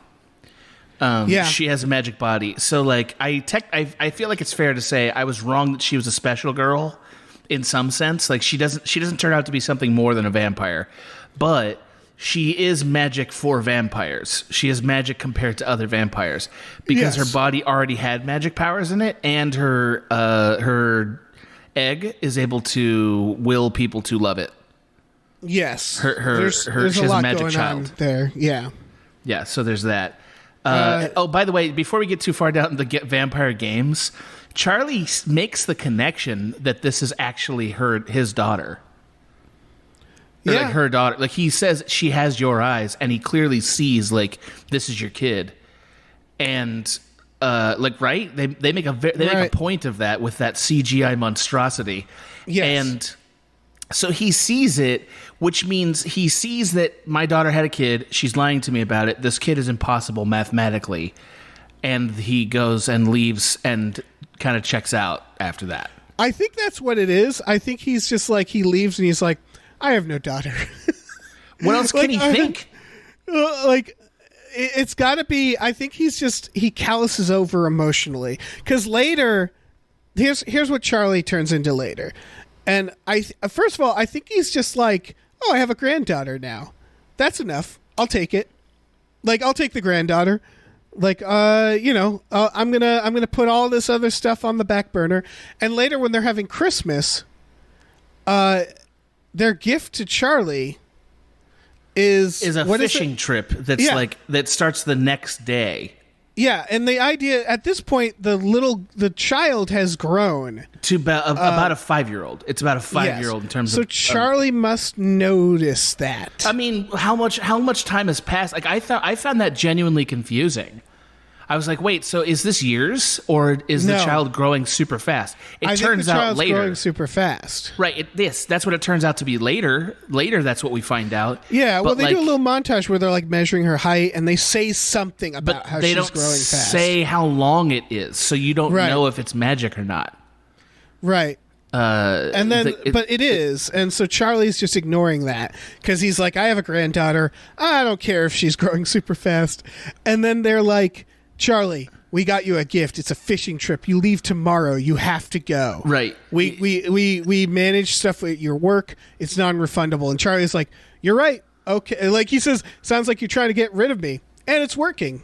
And that's it. So Charlie has clearly bottled up and like taken all those emotions and put them in a little cupboard and set that cupboard on fire. I'm arguing that he's now. Like, he's using all kinds of recreational drugs. Yeah, I can see that. That's He's what he's numbing doing. everything. That's what he's doing. He's coping in a very unhealthy way, is what my guess would be, because he's just like, well, good enough for me. I'm going to get the fuck out of here. I don't know what you're planning. Nobody could be that stupid. Like, I would argue that if you were actually dumb, right? Like, imagine a world where you're dumb, Dave. I'm a little dumb, but go on. Right, so imagine that world, right? I think you'd be more suspicious of this. Yeah. Like, I think he'd be more That's like, what I'm saying. what is this? I'm saying that I think he knows something's up. Right. He just doesn't care anymore. That's the only answer that makes any sense. Yeah, he's like, look, my daughter is part of this cult. Her granddaughter is either growing very fast or they're replacing her with older kids constantly. Yeah, which is like, right, do they have like a fucking child lease? They returning it and getting new models? What's the plan here? Whatever's happening, I don't want to be a part of it. I'm going to just... I'm just going to give it Christmas presents and take fishing trips. Right. There's one final possibility. I'm ready. I'm so excited, Dave. Which is that one of the vampires is controlling his mind. That could be happening at any time for anybody in this series. Yeah. Like, that's always possible. Yeah. Yeah. I mean, what are you going to do? What are you going to do? It's sad, though, because like he was a really good character, and I thought in the fourth movie he started to really step into a fun place. And I would have really enjoyed the idea of him like having to deal with vampires. Yeah, I want this movie to just be about him. Right, I mean, right. You know, like I want my sad indie Charlie drama as well. By the way, since we're on the topic, so he ends up hooking up with that lady. Wasn't that lady his friend's wife? Am I wrong? I could have sworn that was his friend's wife, but maybe I'm wrong. So I thought it was the wife of Jacob's dad. Yeah, maybe not. Maybe it was like his sister or just a friend. Okay, right, but she was there with his dad a lot, right? Yeah, they don't establish relationships very well in this. So which is amazing to say about Twilight, which is literally the only thing the series is about. Especially with the werewolves, you know? Yeah, you don't know any of the... I didn't fucking know their names, honestly. But when I think back... They really put the werewolves to the side. Yeah. They're just like, they're there to fight and be werewolves, and we're not thinking about them. Not really. I didn't know the name of most of the Collinses now that I get down to it. Mm-hmm. Like, I knew Carlisle's name and Edward and there's like Alice. There's Bro Guy. Bro Guy's name is Emmett, it turns out, but I kept calling him linebacker vampire because that's all it was to me. Who has this the arm wrestling scene? Yes, which is where we are, and I just want to note after the arm wrestling scene, a scene we definitely don't need. Like it doesn't reveal character like say the arm wrestling scene in Indiana Jones. It's not like that. No, it's very quick. It's a real fun and games. It's just like but fun and games. That's arm wrestling. Okay, fair enough. So, but we don't need that now. What we need is a story, and we don't have that. We don't have that. So instead, look, we're never gonna get that. No. Right, it's too late. So they have an arm wrestling competition. She wins. Then she just starts hitting rocks. She's hitting the shit out of rocks, and everyone's just laughing their ass off. Like, yeah, punch them rocks, new vampire. Wouldn't you? Punch 'em. Wouldn't you? I mean, if I could break a rock into pieces and still look like I was punching in a weak way, the way she does, then yes, I would do that, Dave. Yeah. Yeah, she looks uncomfortable punching stuff. Thank God she can break rocks with her tiny little fists. Yeah. So the next scene, I believe, is the piano scene. Right. They play that piano for a bit. Yes, they do. And they're having a serious conversation. Before that, they talk about concerns for the kid. They talk about her super growing, and they say something like, I figured our time with her is limited, so I'll just enjoy it. Because I think they thought she was going to die young. That she was going to, like the ending of Beetlejuice, just get older and older until she crumbled. Like she was going to be the opposite of what a vampire is? Yeah, like she was going to super age super fast, yeah. And then they learn about... They say... All right, then later they're talking about how the... Michael Sheen and them are... Oh, that's it. They're like they're out with her, and she super jumps. Yeah, she floats in the air. Superpowers. that never come into play. We never see them again. Her superpowers? She super jumps in the air to grab a snowflake. A random blonde cousin sees it. We met her at the wedding. If you remember, she was the one at the wedding in the last movie. She was mad at the werewolves. Yeah, that had a thing. She was mad about a thing, so she betrays them. She sees it. She runs off because they're she thinks it's an immortal child, and that's when we learn what an immortal child is. Yes, I had to listen to the line from Edward 4 times. It's a child born from vampires, right? No, I think it's a vampire made a child. Yes, they made a child into a vampire. I think that's right, what it means. And it stays that age, and it has, because it's a child. It's monstrous. Because it has a child's brain. Because children are monsters. Right? That's what this movie believes. At least children are definitely punishment in the Twilight universe. Right, and they show a scene with flashback of this toddler covered in blood with a pile of bodies. Yeah. Which my thought is, it's weird that the toddler piled those bodies. They were also vampire bodies, weren't they? I don't know. All I know is they were in a pile, and I didn't understand why they were in a pile. But maybe they piled them. Yeah, maybe they used the body parts like Legos or something. Yeah, and so the mother is like, "No, don't take them." And they take him, and they off camera kill this child. Yeah. And the mother's like, no. So they pop her head off like a Barbie doll. Which a thing happens about 25 times in this movie. Thank God. Apparently to decapitate a vampire, you have to grab their head and pull really hard. Yeah, it's basically like taking off the bottle cap for one of those really fancy Cokes. Yeah. Just twist it off and pops right off. It's great. It's different than humans. It doesn't really bleed. Their heads come off like it's a porcelain doll or like they're mannequins. Yep. And it created one of the funniest fight sequences in cinema history. Yes. For reasons I'm going to get into later. But the need to decapitate completely determined the way they fight. And it was magical because of that. Because there's a lot of you basically have to put a foot on their shoulder and pull really hard. Dave. It's like pulling a person's head off. Yes. What it did, Dave, the important thing that decision did is it made their fight sequence into a professional wrestling match. Yes. That's what happened. It made everybody was trying to put each other in headlocks. Yes. In the headlocks, suplexes, and somebody literally rock bottoms another person. Yeah. And it was wonderful. It was absolutely wonderful. I enjoyed every minute of it because they took it so fucking serious. It's so weird because, here's my question. Yeah. Every other version of this lore, when it's you have to cut a vampire's head off. You bring swords. You bring swords and knives. Swords. You become Blade. You have Blade Highlander. Is awesome. Yeah, you Highlander. In this universe, no one brings any weapons. No, there are no weapons. And so all they do is they physically tear their each... I don't know how else to compare it other than imagine if people were doing this, because it's not absurd. It's no different. When people go to war, they bring items in which to better kill each other. Right. Now imagine a war where they're not doing that. They have no weapons, and so their only course of action is to physically beat each other to death.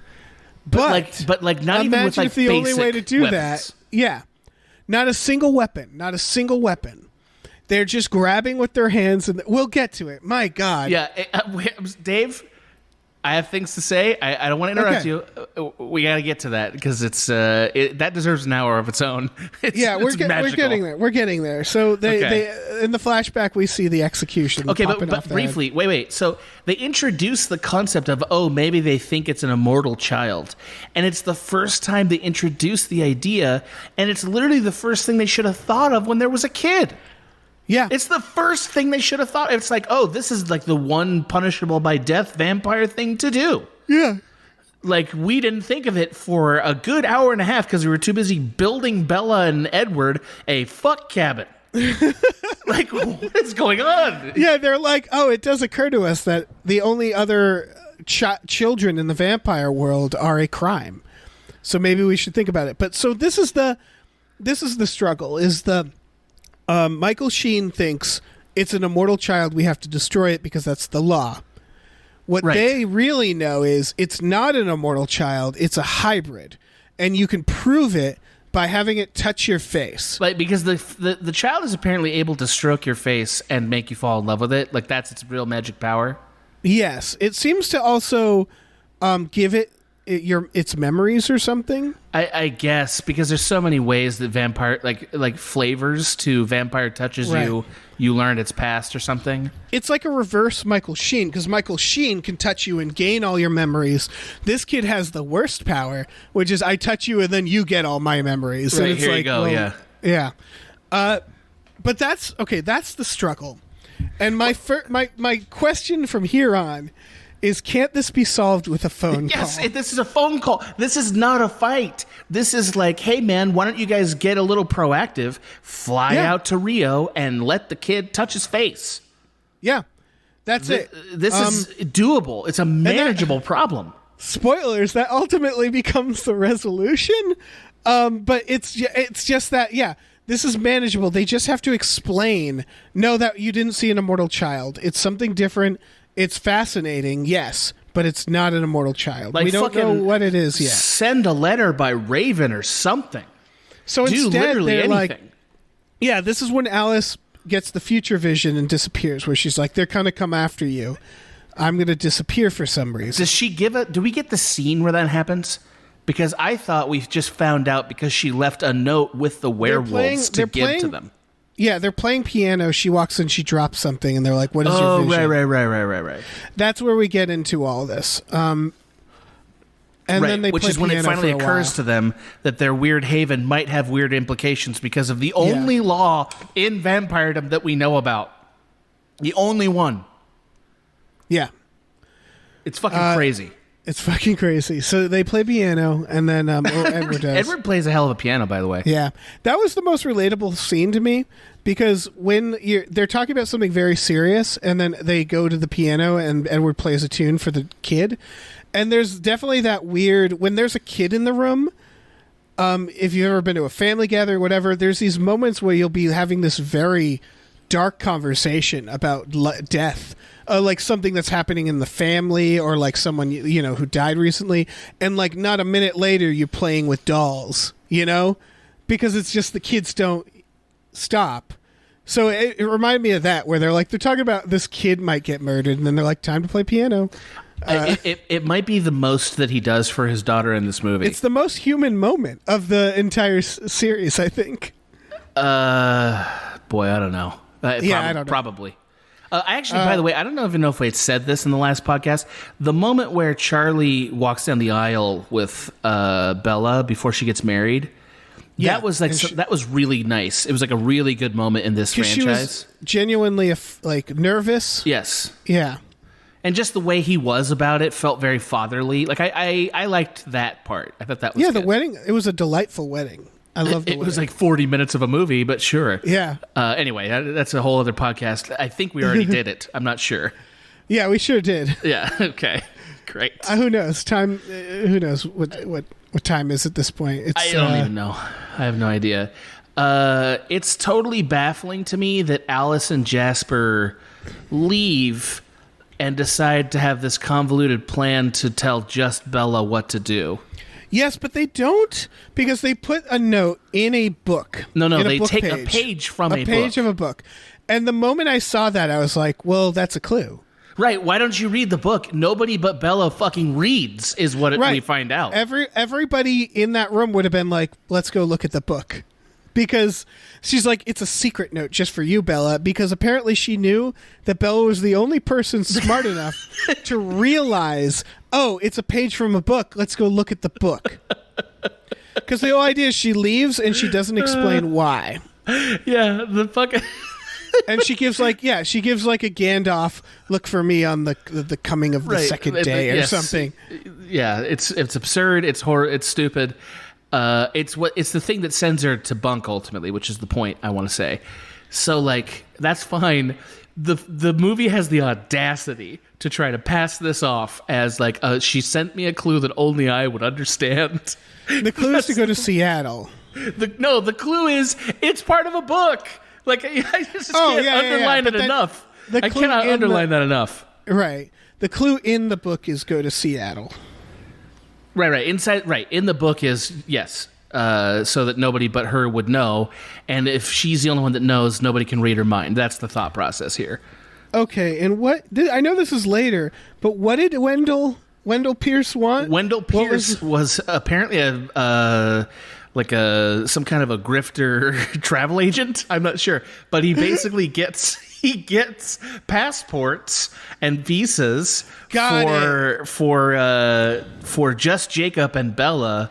He's their crime guy. They're doing crimes with him. Right. Yes, he's part of the criminal enterprise.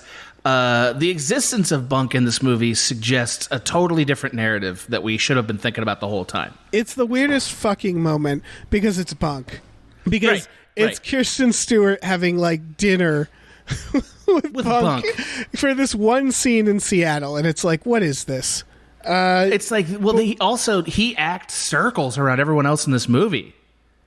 Oh yeah, because of course he does. Of course he does. He adds so much flavor to that scene. Like, that scene is like kind of laden with like hidden implications and stuff and like texture to it. Yeah. And it's like, okay, so like everyone else could be doing this, but the Bunk's the only one showing up with like a character here. Yeah, he's like, fuck it, I got one scene, I'm going to use it. Right. This Twilight. My daughter likes these Twilight books. I might as well fucking do a good job, you know? Yeah, I feel like if he really wanted the acting challenge, he should have done the same thing that he did in season 1 of The Wire and only used the word fuck to communicate all that information. Yeah. Oh, it would have been great if McNulty was right there with him too. Fuckity fuck. Yeah. Fuck. That's so good. What a great scene. Oh, that's one of the best scenes in television history, in my opinion. Oh yeah. I really think that. It's incredible.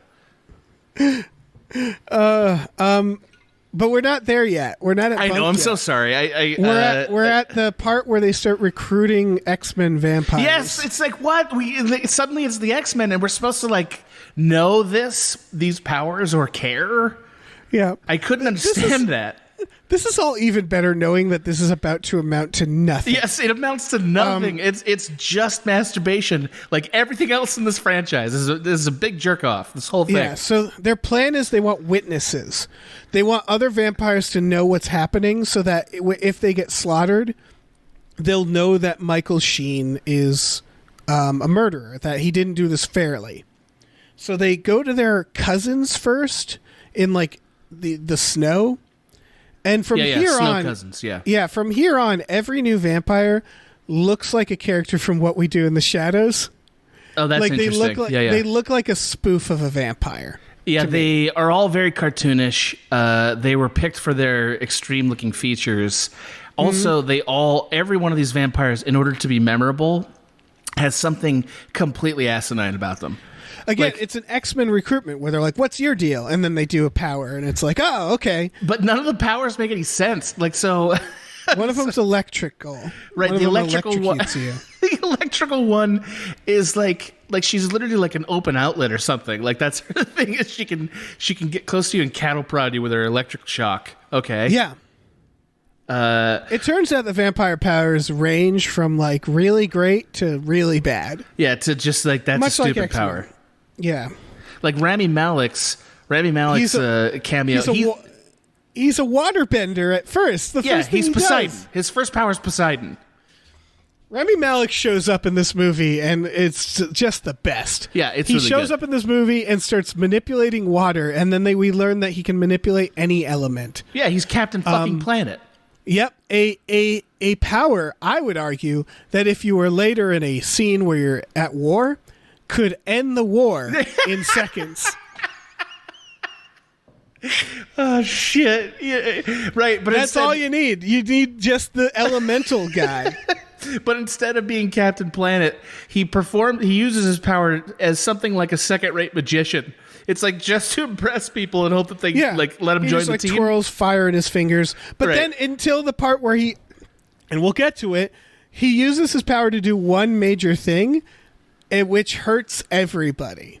Right. It's a real neutral choice. Yeah, he opens a fucking chasm into the center of the earth.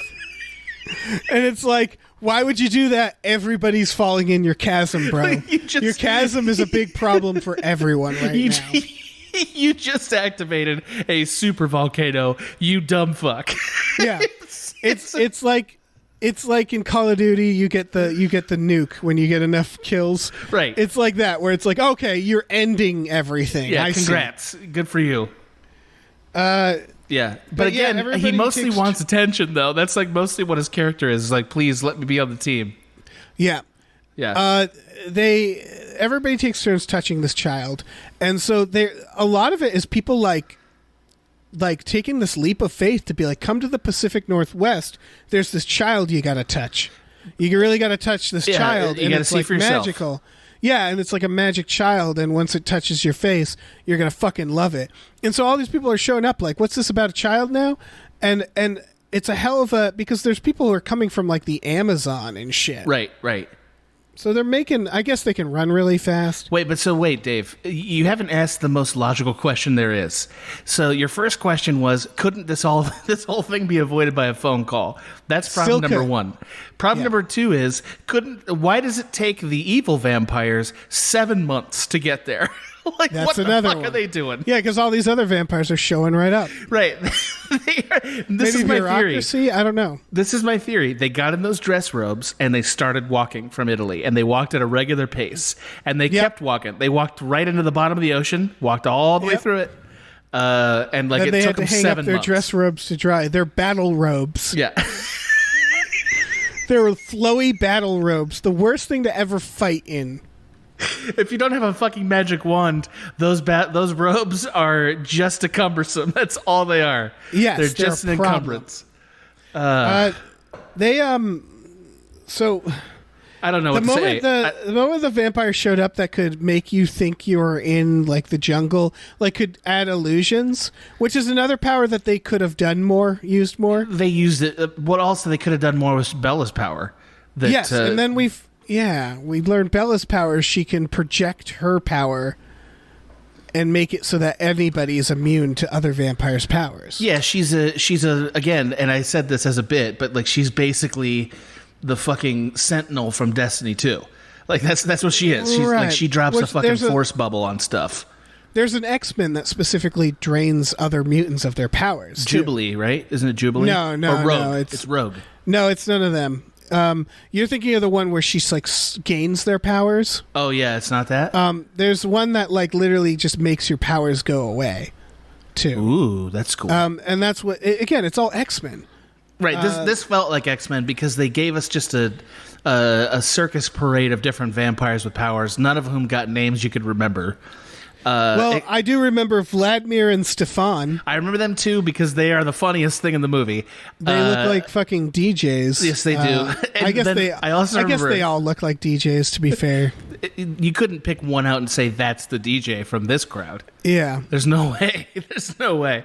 But I did remember the guy Alistair, the attic vampire whose job is to be skeptical at the beginning and then skeptical when he quits early. That's his entire job in the movie. It's like, well, it was nice believing in stuff for about 8 seconds. Fuck this, though. That fucking guy. Is that the guy who like hated British rock music? No, that was a different guy whose whole thing was, I hate the Beatles. Yeah, that guy like came in real hot. And it was like, it felt like they like gave each actor, they're like, look, you're only going to be in this film for so long. Pick a thing. Pick a thing. And try to make it memorable because maybe people would remember you. And the ones that I liked were the women who could fucking make you see whatever you want. Right. Because they just looked badass as shit. They looked great. Yeah, they looked great. I totally agree. They didn't look like weird, like Eurotrash DJs like everybody else did. No, they also were incomprehensible in some ways, but they did look cool. They were so intense. Yeah. And the moment they showed up, I was like, they should have been here in movie 1. Well, like, these are characters, all of these motherfuckers, I guess, but like, this should have been the first movie, this shit. Yes, that's what you call planting and paying off a story. Is that like this moment, instead of having to do a montage where we meet the idea of X-Men but vampires, that should have been what the whole franchise was about. Yeah, because if you think about The Matrix. Okay. Not a great series, but they do something where they understand it. Is that you start from reality, right? Right. You start. Okay, you're John Anderson. You're Neo. Yeah. Yeah, and then you learn you're Special Boy, and you get this like, what is the Matrix? And you find out, you get exposed to the world, and the first movie is you learning how to have like cool powers, and there's only like a taste of it. What they did in the second movie, they were like, okay, now you know what it all is. Let's expand. Right. As you should do. Yeah, let's show what other people who are plugged in the Matrix are doing. Let's show these fucking ghosts, these programs. Let's expand the world and show you what we can really do with it.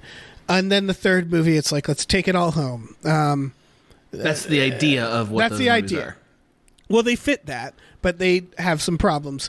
Right. This should have done that, where it's like, here's the world of vampires. Second movie, they should have been like, all right, let's really open this thing up. Let's show you everything. Let's show you this world of vampires. They don't do that until this movie, where they're like, now let me show you international vampires. It's particularly a problem because they actually have the things in place to do something meaningful. Like, so the first movie, we meet James, your favorite character, James. Scumbag James. Scumbag James, the hunter, the huntpire. I cheered when he was in the credits at the end. Yeah. So like, yeah. Also like... Oh, sorry. That's okay, Dave. The problem is that, like, he ends up being arbitrary, and Bryce Dallas Howard ends up being arbitrary, completely. And their schemes end up being arbitrary, when what we could have done was we could have introduced all these people and had this be the conflict. Yeah, because ultimately, that James plotline ends in part 3 and is over. Yeah. I mean, right, he's a reference in movie 3. Like, that's it. Yeah, they needed... I wanted fucking... what's his name? Michael Sheen to be like... at the end be like, but it's personal. You killed my son, James. Yes. You know, like, I wanted... Like, it's the sort of thing where we talked about why... We criticized the James saga... Yes, we from did. the start. We were like, why is this in here? Shouldn't it just be werewolves versus vampires? Shouldn't that be the through line? And then at the end, they find a common enemy, which they could do. They could set up the Michael Sheen stuff, and then they have the kid. They could still have all that stuff. But they spent so much time spinning their wheels on the James stuff that it ultimately, it didn't matter. No, it doesn't feel like, honestly, it doesn't feel like the author of the novels totally knew what to do with the novels beyond the third one. Oh, 100%. Like, I think the fourth novel is very much like, now I got to make a Harry Potter so I can wrap this up. Yeah. And it's very poorly done because there's not enough material for a Harry Potter. Yep. Here's what you do. Well, Harry Potter, again, from the very beginning, like, this is like obvious hero's journey stuff, and you know this, but I'm saying it for the audience. Like, Harry Potter is set up from moment one, the first frame of the first movie, and same for the book.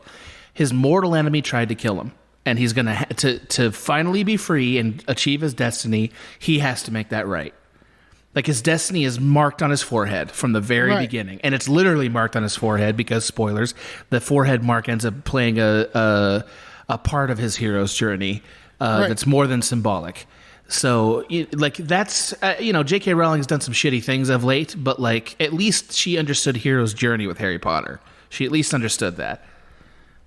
Yeah. I mean, yeah. J.K. Rowling's now clear a very stupid person with terrible opinions who is shitty, but like the Harry Potter franchise itself, people loved it because it told a story correctly. I mean, it understands how to plant and pay off a narrative in a way that people like. Right. It's the South Park joke about Mel Gibson where they're like, Mel Gibson might be a like racist maniac, but he knows how to put together a story. Right. And it's like, those two things are unrelated to each other. Yeah.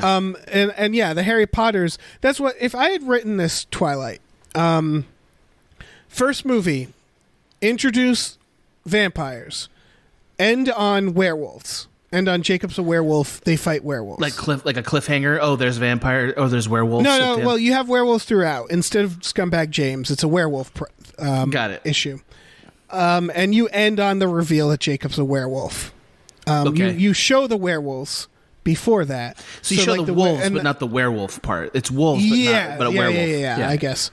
And then second movie, you're doing the triangle. You're doing the Jacob versus Edward, the relationship stuff.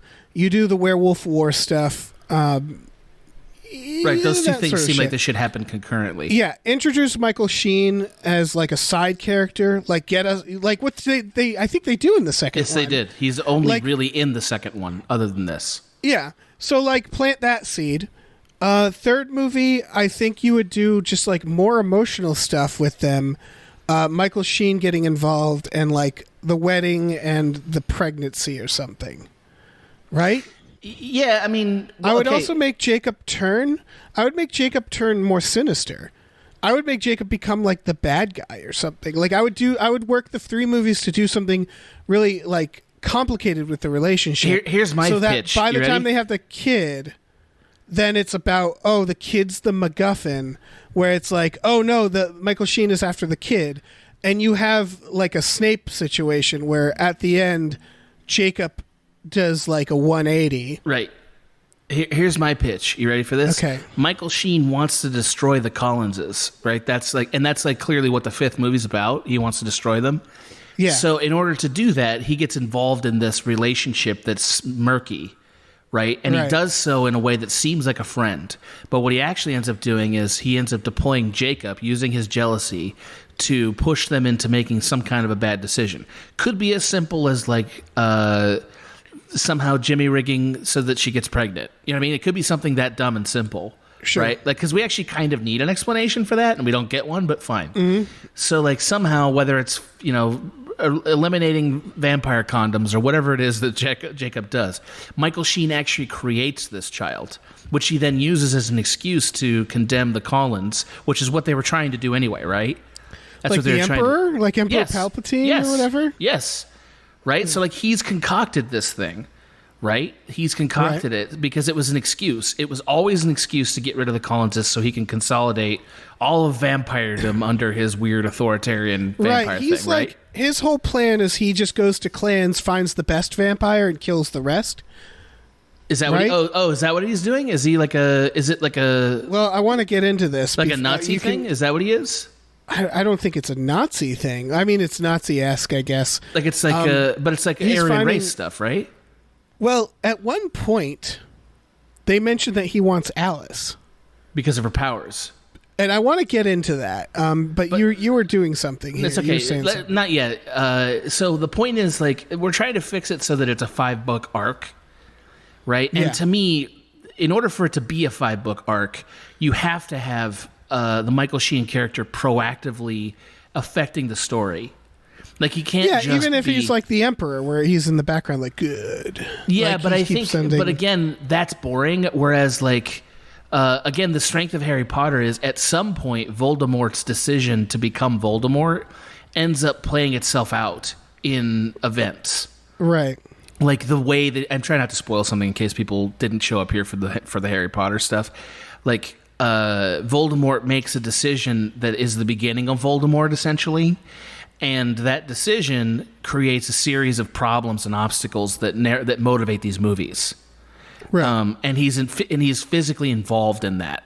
And like, I think in Michael Sheen's case, he should seem like an ally to this weird love relationship that the movie's about, but he should actually be using it as a pretense to destroy this vampire colony, like coven, this vampire coven, which is what he does with the information in this movie.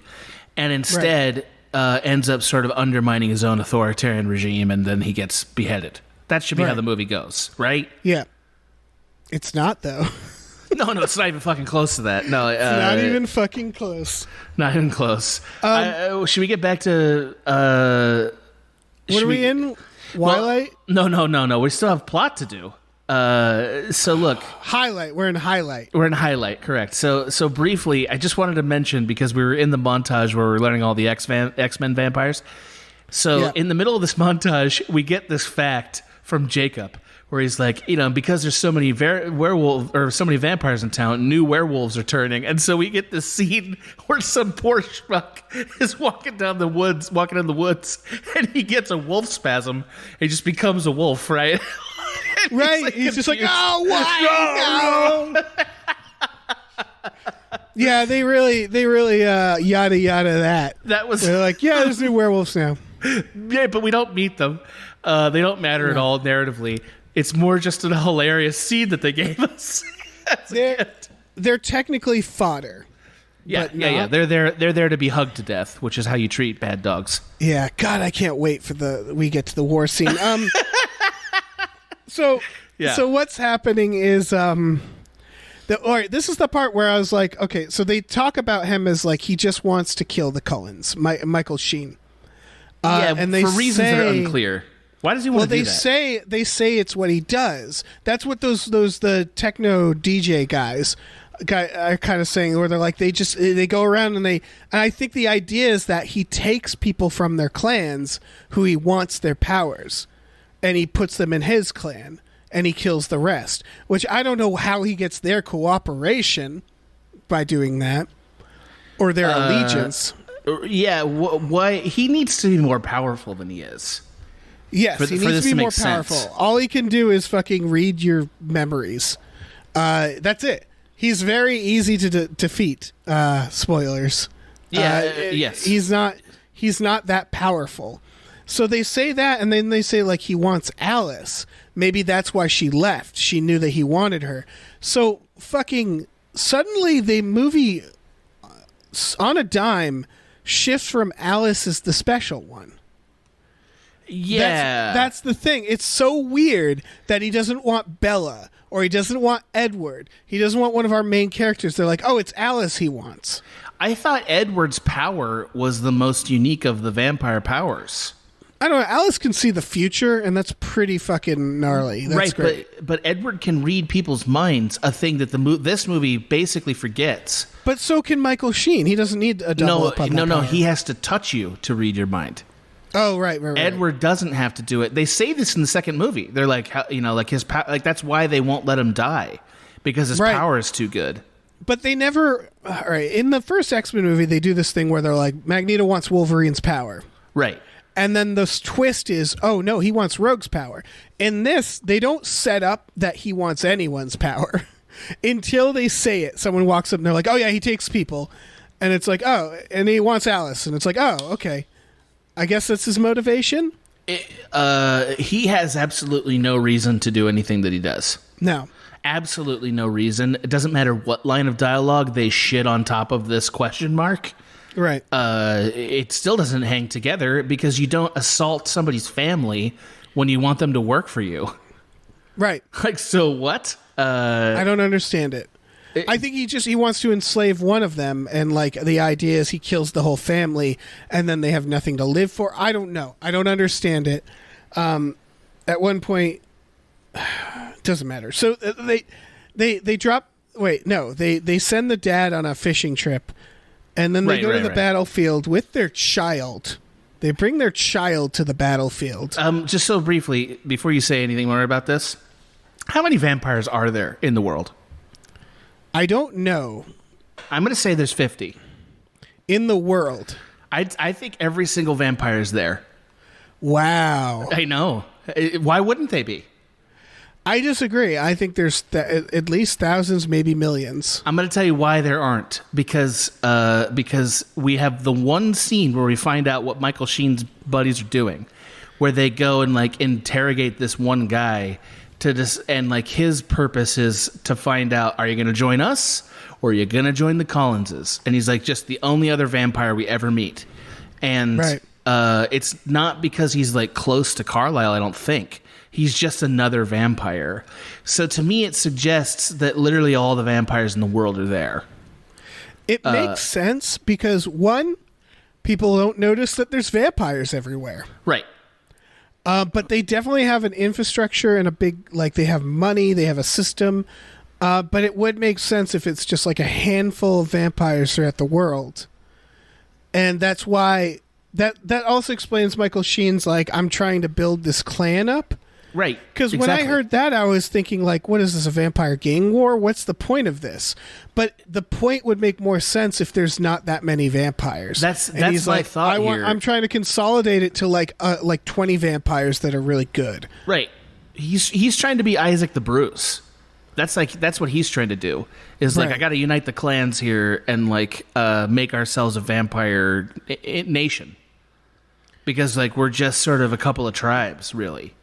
Yeah, he wants to organize all the vampire. I don't know. That would make more sense. There doesn't seem to be, because well, that brings up a lot of questions. Then it does. But just before you go any further, I just want to get this one thing out, and then as part of the let's get everybody together to fight thing, because by the way, that's what they do before they start recruiting fucking vampires. Is like. Or like they're talking about, hey, we don't need to fight. Hey, man, we're just gonna have like there's gonna be witnesses, and then we're just gonna have a little chat, and it's no big deal, right? Yeah, okay. But it might be a fight. And then Edward gives basically like the Mel Gibson speech of this movie, right? Yeah, he does. Like isn't where that he what we're talks fighting about? for? Yeah, he says he goes off on the Jews. And says a lot of racist stuff. That's what I assume you mean by the Mel Gibson speech. Yeah, I know. Thank you. Yeah. Thank you for saying that. That ruins the joke I was going to say, which is I was half expecting the vampires to do a USA chant at the end of it, but I enjoyed your joke more, so let's have that one for the record. Producer, write that down. That was the joke we did. Yep. Write that one down. Yep. Fair enough. Yeah, so if there's only, I don't know, it's probably more than 50. It's like 100 or something, however many vampires are there. What if there's only 100? What if all right, here's the problem. I'm ready. Is that Michael Sheen, they're like, this is the Vampire Council, there's the Vampire Law, and they decide everything. But that wouldn't be true if there's like 15 of them. Then they're just another gang that's just like, we're the Vampire Council, here's our Vampire Law, and all the other vampires would be like, no, you're not. Yeah, except for it seems like they have enough of them on their side. But that's the thing. Is like they seem to be a infrastructure. They seem to be a government. Are they just? Is the idea that it's just gang wars? Yes. And they have the most powerful gang, so they're like, we're laying down the law. This is the rules. Newsflash: that's all fucking countries are. Is just big and I gangs. guess they're just the oldest, and they're the oldest and most powerful vampires. Isn't that what they're like, communicating? Look, we've dealt with immortal children before, like, centuries ago, so we know what's up. You don't have them. We're going to come at you. It's just funny because they treat it like this is the vampire. Like, yeah, I guess it's different if it's a competing tribe than if it's like, because how I pictured this universe until this moment is that the Cullens are just a family. Right. And yes, vampires are very tribal because they're vampires. They have to stick together. They invite, when they turn someone, it's like, now you're with us. That's just coming naturally with the lifestyle. But but there's a government. There's vampires everywhere. It's like anything else. And it's just there's vampire laws. The only one being don't make a fucking child.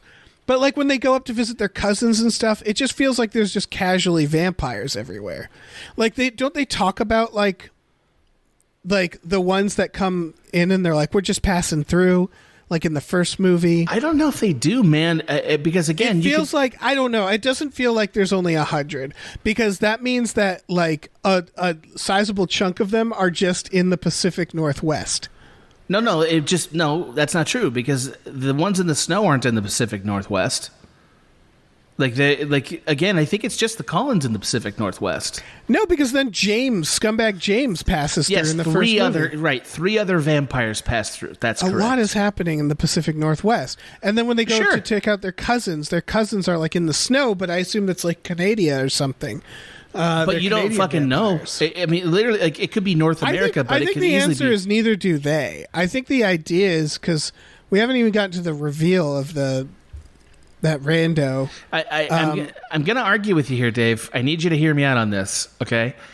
I think there are only 100 vampires, and I'm going to tell you why. Okay. If you were in charge of a vampire state, right? If you're in charge of one, first of all, you'd wear the exact same outfit. Let me picture it. Thank you. Go ahead. Get it Okay, right. Get it right in your mind palace. Get it right in your mind palace. Yeah. So look, you would wear the same fucking outfit as Michael Sheen. That's the first thing. Don't lie and say you wouldn't. Of course I would.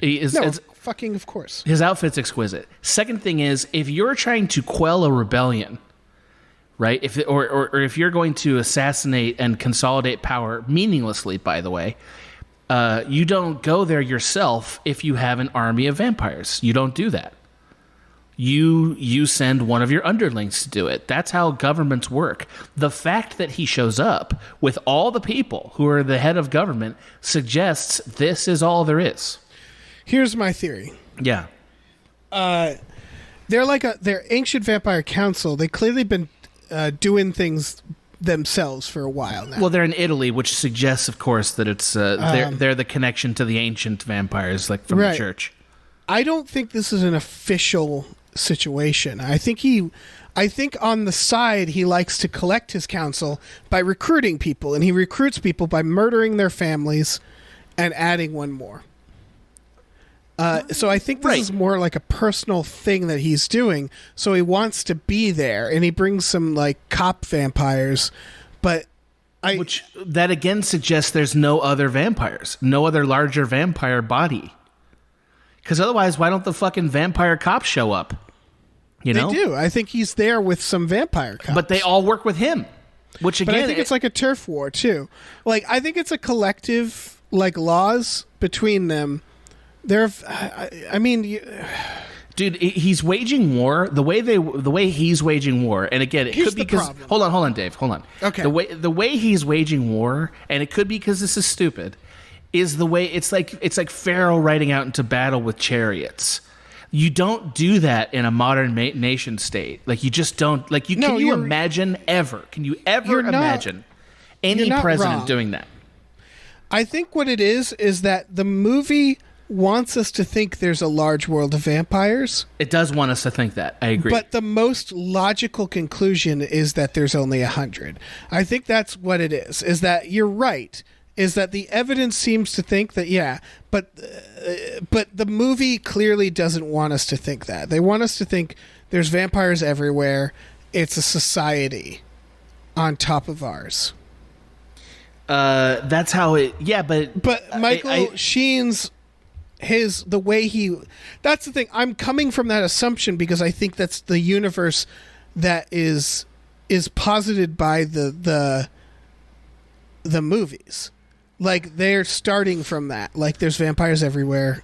There's a government, but it doesn't ever say vampires are everywhere. It never actually says that. It's just what we assume. No, I think it's just what we're assuming, and I don't think you're wrong, by the way, because we're bringing Harry Potter logic to this, right?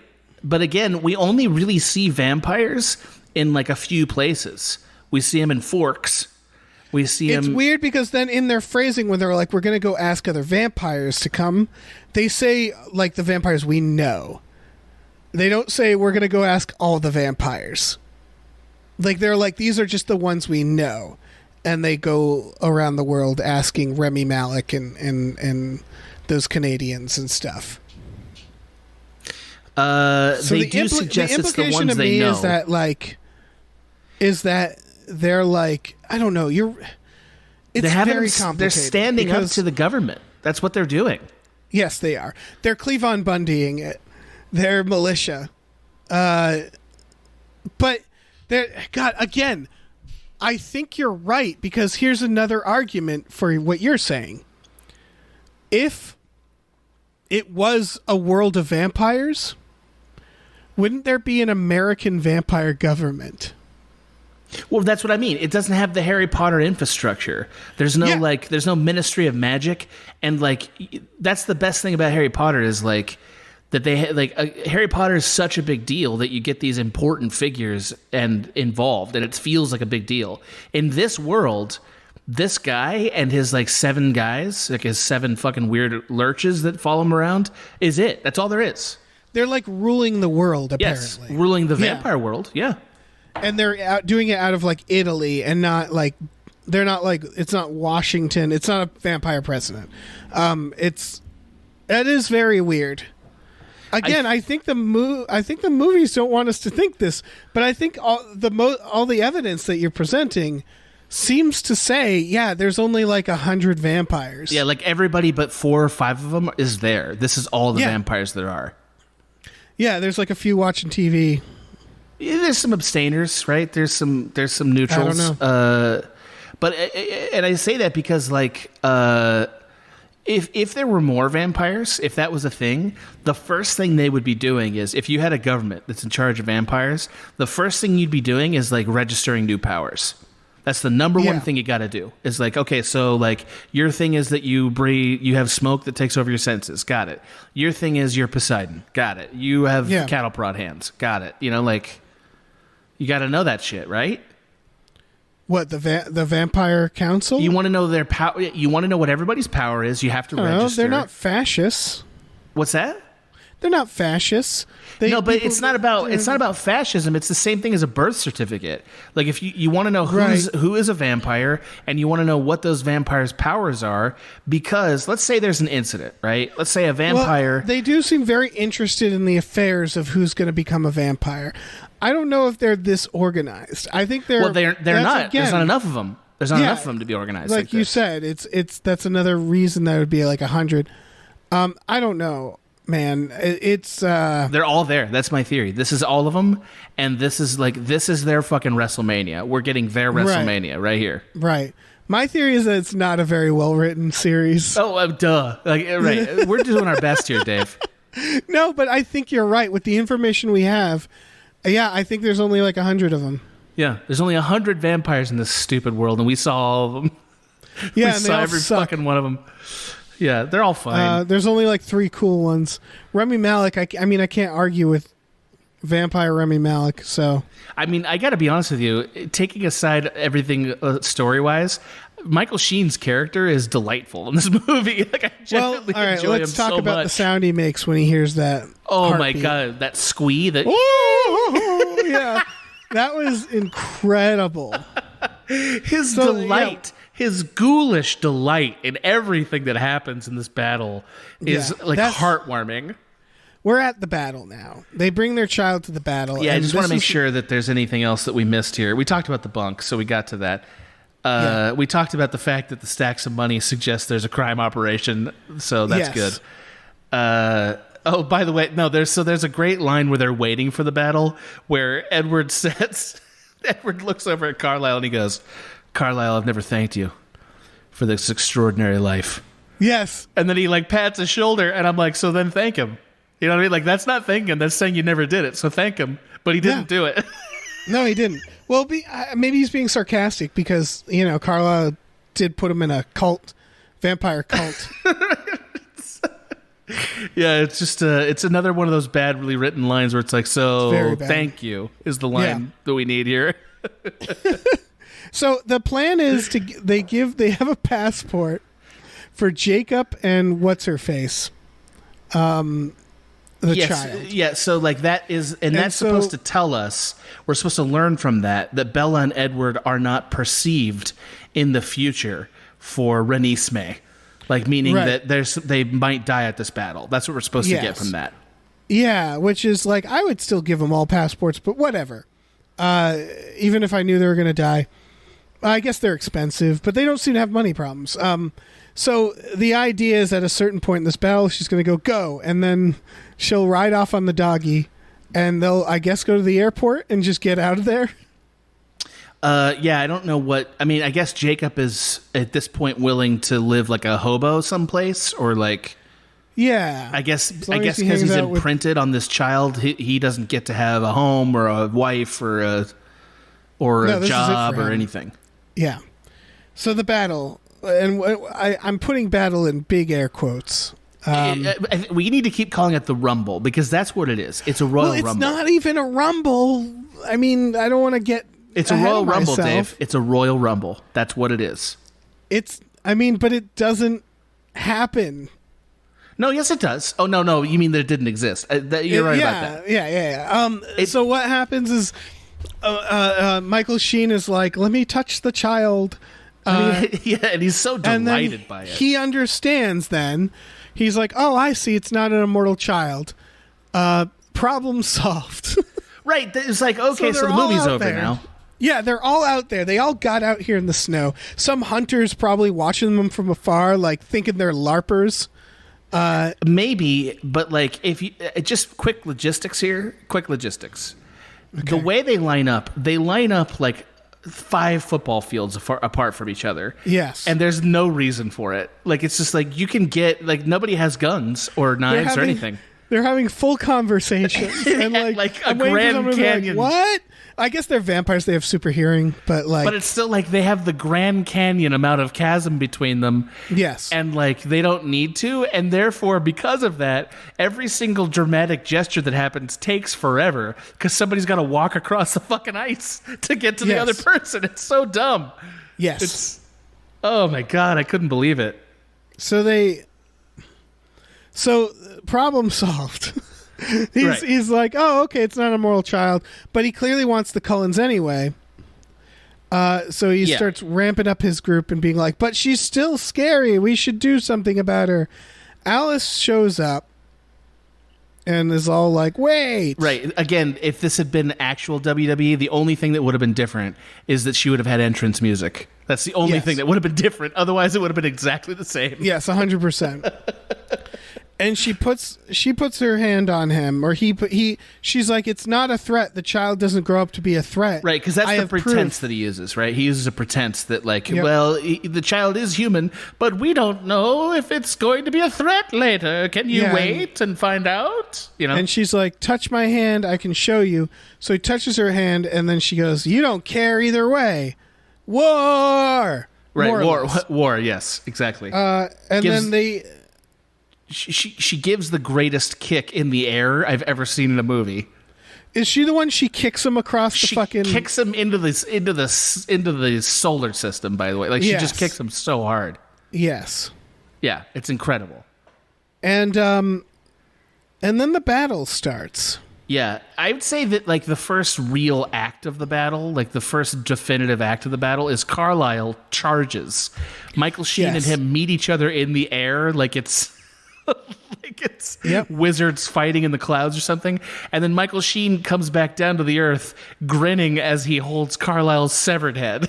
Right, and at this point, I was like, oh, shit. Yeah, that was awesome. That was fucking awesome. I totally agreed. Yeah, I was like, everything matters Yes, now. It did. I agree. It was very good. Yeah, suddenly it all matters. And it's like, it felt like in Harry Potter when it got to that point where it's like, people are fucking dying.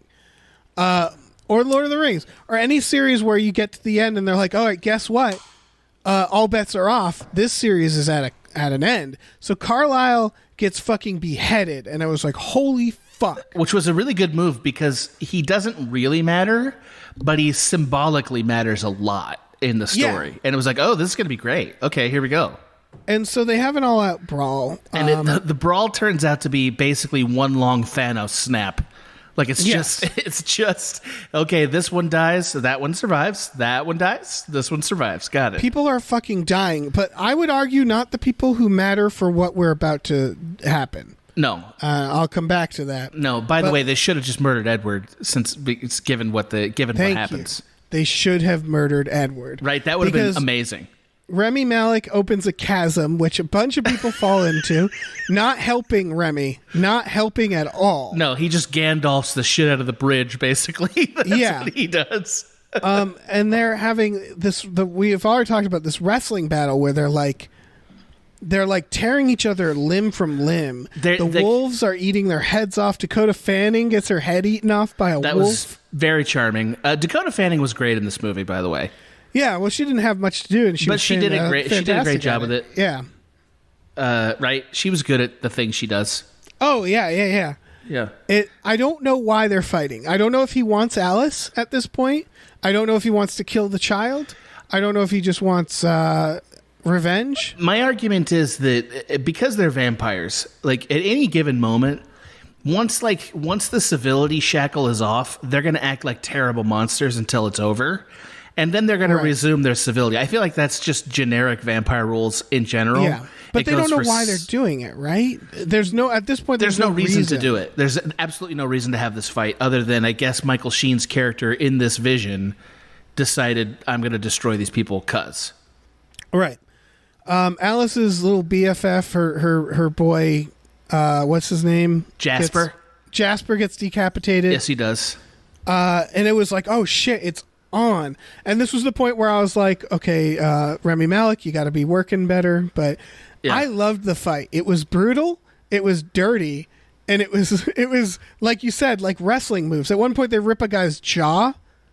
They rip his head off from the jaw. Yeah. And it was like, vampires fighting, they fight like fucking maniacs. Yeah, this was it was a very good professional wrestling fight. That's really what it was. There were suplexes, there were rock bottoms, there were literal jump kicks, there were top rope jumps. All of it was fantastic. Am I mistaken, or does at one point Edward hurl Bella at Michael Sheen? Yes, they use each other like fucking like chairs, just like hucking them at each other. It's crazy. Yeah. Meanwhile, Jacob now has the kid on his back. He's galloping through the woods. He almost gets attacked, but he kills a... He bites the head off some other vampire. Yeah. So, I want someone to digitally add blood to these scenes. Dude, the only difference between this and a rated R movie is we would see breasts and there'd be blood. That's the only difference. Yeah, because they're eviscerating each other. They're doing awful things, brutal things to each other. Again, they have to like really work at pulling off the heads. It doesn't look like it's Bella, easy for them. They do it as a couple. They do a little couple beheading. Like, you know the way in movies where it's like, oh, I snapped their neck, and like it's a thing that everyone's like, oh yeah. Like this movie is like, it feels like it's just as hard to snap a neck as it would be for a normal person. That's what I was saying. Have to keep going. They have to keep going and like rip the head off. Yeah, it's the equivalent of pulling a regular human's head off. Also difficult to do. Or like opening that really stuck jar of pickles. You know what I mean? Like it's just like they got to really fucking twist. You would literally have to have someone like holding the body down while you grabbed the head at the neck and pulled as hard as you could, and even then you might not break their head off, you know? It's a really gruesome thing I'm describing, but that's what they're doing. It takes all the effort. Yeah, it's very visceral. I was surprised by that. Yeah. Yeah. And so Bella and Edward fucking tackle Michael Sheen. It was great. As a couple, one of them holds him while the other pulls his fucking head off. Yeah. Before that happens, by the way, he is watching, like even though he kind of initiated the fighting, he kind of steps back and observes it for the most part, like very Emperor style. And he is just thrilled. He is thrilled with this battle, having the best time in the world. Oh, yeah. Yeah. He gets a little upset when Dakota Fanning gets her head bitten off. But overall, he's good with it. Overall, he's giving this one a thumbs up. He's recommending it to another vampire chieftain. Right. And then we get to the reveal.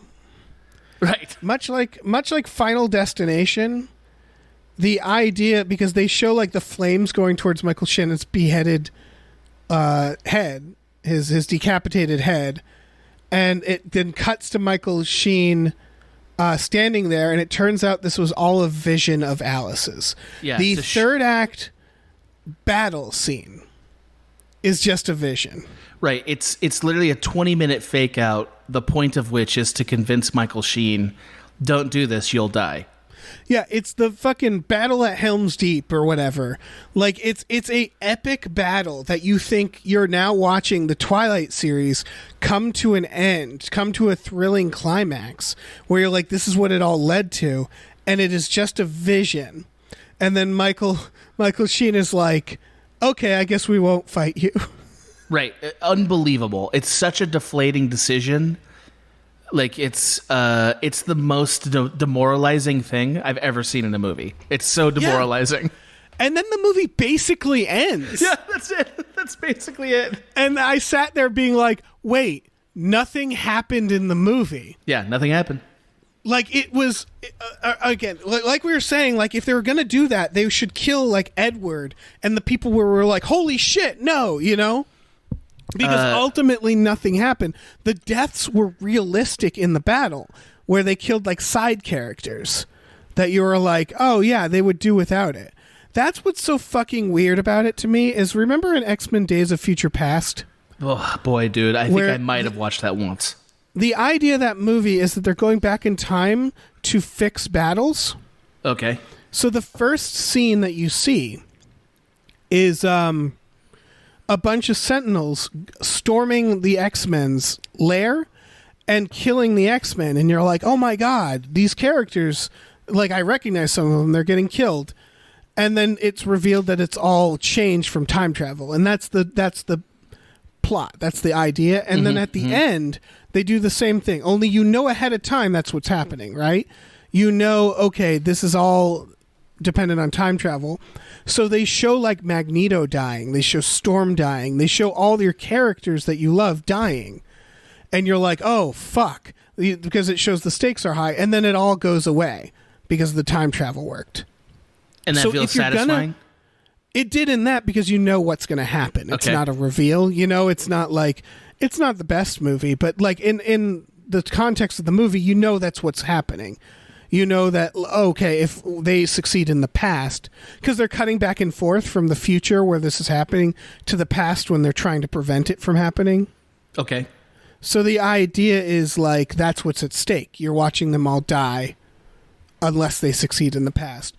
And so I guess what I'm getting to is that when you have an illusion like that, you kill the main characters. Yes, that's what they should have done. They should have really like, oh my God, Edward died. We should have thought what we were seeing, but because they kill like secondary characters, there's no question that what we're seeing is real, because it's not only real, but it feels like how the movie should go. Because they win. So are you arguing that's a good or a bad thing? Because I'm arguing it's terrible because they fucking win. They rip off Michael Sheen's head. And at that point, I was like, hooray! Right. Like, the movie did the thing. And then they're like, no, it was all a dream. And I was like, why did you want that to be a dream? It's the story of them winning the battle. And you didn't lose anybody that would be a terrible future without them either. Right, that mattered. Yeah, I don't know. I mean, I think it was kind of a fun idea to do a fake out like that. Not for this, though. Yeah. It should have been like Michael Sheen dies, but at what a cost. Edward and Bella also die, or something like that. Yes, exactly. And so we watch and we're like, I don't want this to happen. And then the real is like, congratulations, it didn't happen. But instead they give us the thing we want to see happen. And then they're like, psych, it didn't happen. And then Michael Sheen just bounces. He's like, okay, never mind. Right. Confirming that this could have all been a phone call. I mean, I think it's actually the perfect metaphor for this movie, though. Mm-hmm. Right? Which is like, it's a lot of buildup for a thing that ultimately is nothing. It's ultimately nothing. It's ultimately nothing happens. Yeah, nothing happens. It's this is the worst movie in terms of consequence out of all of them. It's not even, nothing happens even on a romantic level. I disagree. One important thing happens, but there's a few things, but you know what I mean, where it's like it's the least consequential. It feels. All the other movies, it was like they always had these side battles, but the real story was Bella and Edward and Jacob. Even this one, they treat it like, okay, here's the main event, and then it's. I can't stress for people enough. It's all a dream. Right. It isn't anything. It's 15 minutes of very epic battle that are not real, just for the purposes of making the conflict resolve. Although it resolves the conflict and in a more satisfying way than what it ends up doing, because this series was too afraid to kill anybody. Yep. It didn't kill even the bad guy. Well, no, it killed people in the first couple movies. Right, but like the finale has no death in it. The Voldemort isn't killed. Right, Voldemort doesn't get killed, exactly. He just leaves. And I don't know if that means they were opening it up to another series. But you can make another series and have a different bad guy, you know? It's, honestly, it's the most high school thing about this franchise. Where it's just sort of a bunch of people yelling at each other, and then, like, ultimately they're like, oh, I'm going to leave then, man. Like that's literally what happens. Yeah. It's like a high school gym fight. Yeah, it's like it's the thing where like it's like a Disney movie. Well, no, it's not. I was going to say it's like a Disney movie where it's too scared to kill anybody, but Disney movies will murder people horribly. They will, and also they will at least change the characters. Nobody changes at all in this movie. No. Nobody. My final note for this series was I feel nothing. Oh yeah, I think that's fair. I think that's totally fair. This war was I couldn't fucking believe this war. Well, also they didn't build up to the war. I mean, you know, they kind of implied that that whatever the fucking guy's Michael Sheen's character, Arrow or something. I don't know what his name is. Oh, we're beyond that. Yeah, I never knew his fucking name. Like they were behind the weird young rattlesnake vampire sequence in 3. Right. But like we don't know why they were involved in that, and like ultimately it didn't matter. So okay, right? Like ultimately none of this mattered. I can't believe they did that to us. I feel betrayed by that. I did too. There was also one moment that I thought was just so satisfying. That they erased, and that was so they have that fucking weird ass lurch vampire that's like the second in command. Oh vampire. My god, I love this! And he stretches his arms out once the battle starts, and he goes, "Yes, finally!" As he gets torn into pieces by the DJs, and it was like, oh, so he wanted to die. Yeah. Okay. Here's the thing about that. Yeah. The reveal that that's just a vision. It's so disappointing. If I were Michael Sheen, they'd be walking away, and I'd turn to that guy, and I'd be like, "Are you okay, man? Yeah, do you need to talk about anything? Man? Let's chat." Yeah, because he learned that one of his employees is severely depressed. Yeah. It's like he wanted to be let out of the movie. Yeah, he really did. Opens his arms. What a weird thing to put in the movie, because it's another. So weird. It's like the Loch Ness Monster line. It feels like a meta joke, where like this guy's just like finally, and then gets killed, and it was like, wait. All right, start the whole series again, and tell me what that guy's deal is. What's his deal? Can we just have like an anthology series that follows that guy, then one about Charlie, and then one about Charlie's girlfriend? Because I want to know what her deal is. And I also whatever that drifter's name was that was killed in the first episode, the first movie. I want to know what his deal is. Yeah, these are all people that we could have had whole movies about, and they were all fucking interesting. Yeah. Yeah, they were all interesting. So I had like just like one or two observations about the fight that you haven't said yet before we move on. Yeah. Let's one of them is not a single person is dressed correctly for this weather. I thought about that too, because when they're around the campfire and there's like what appears to be like, I don't know, 40 people around a campfire. Yeah, one campfire. It's obscene, and then Bella's over in a tent. Yeah, and that was like a weird. I thought there was a dream or something. None of them are dressed appropriately, and I realized, because they're vampires.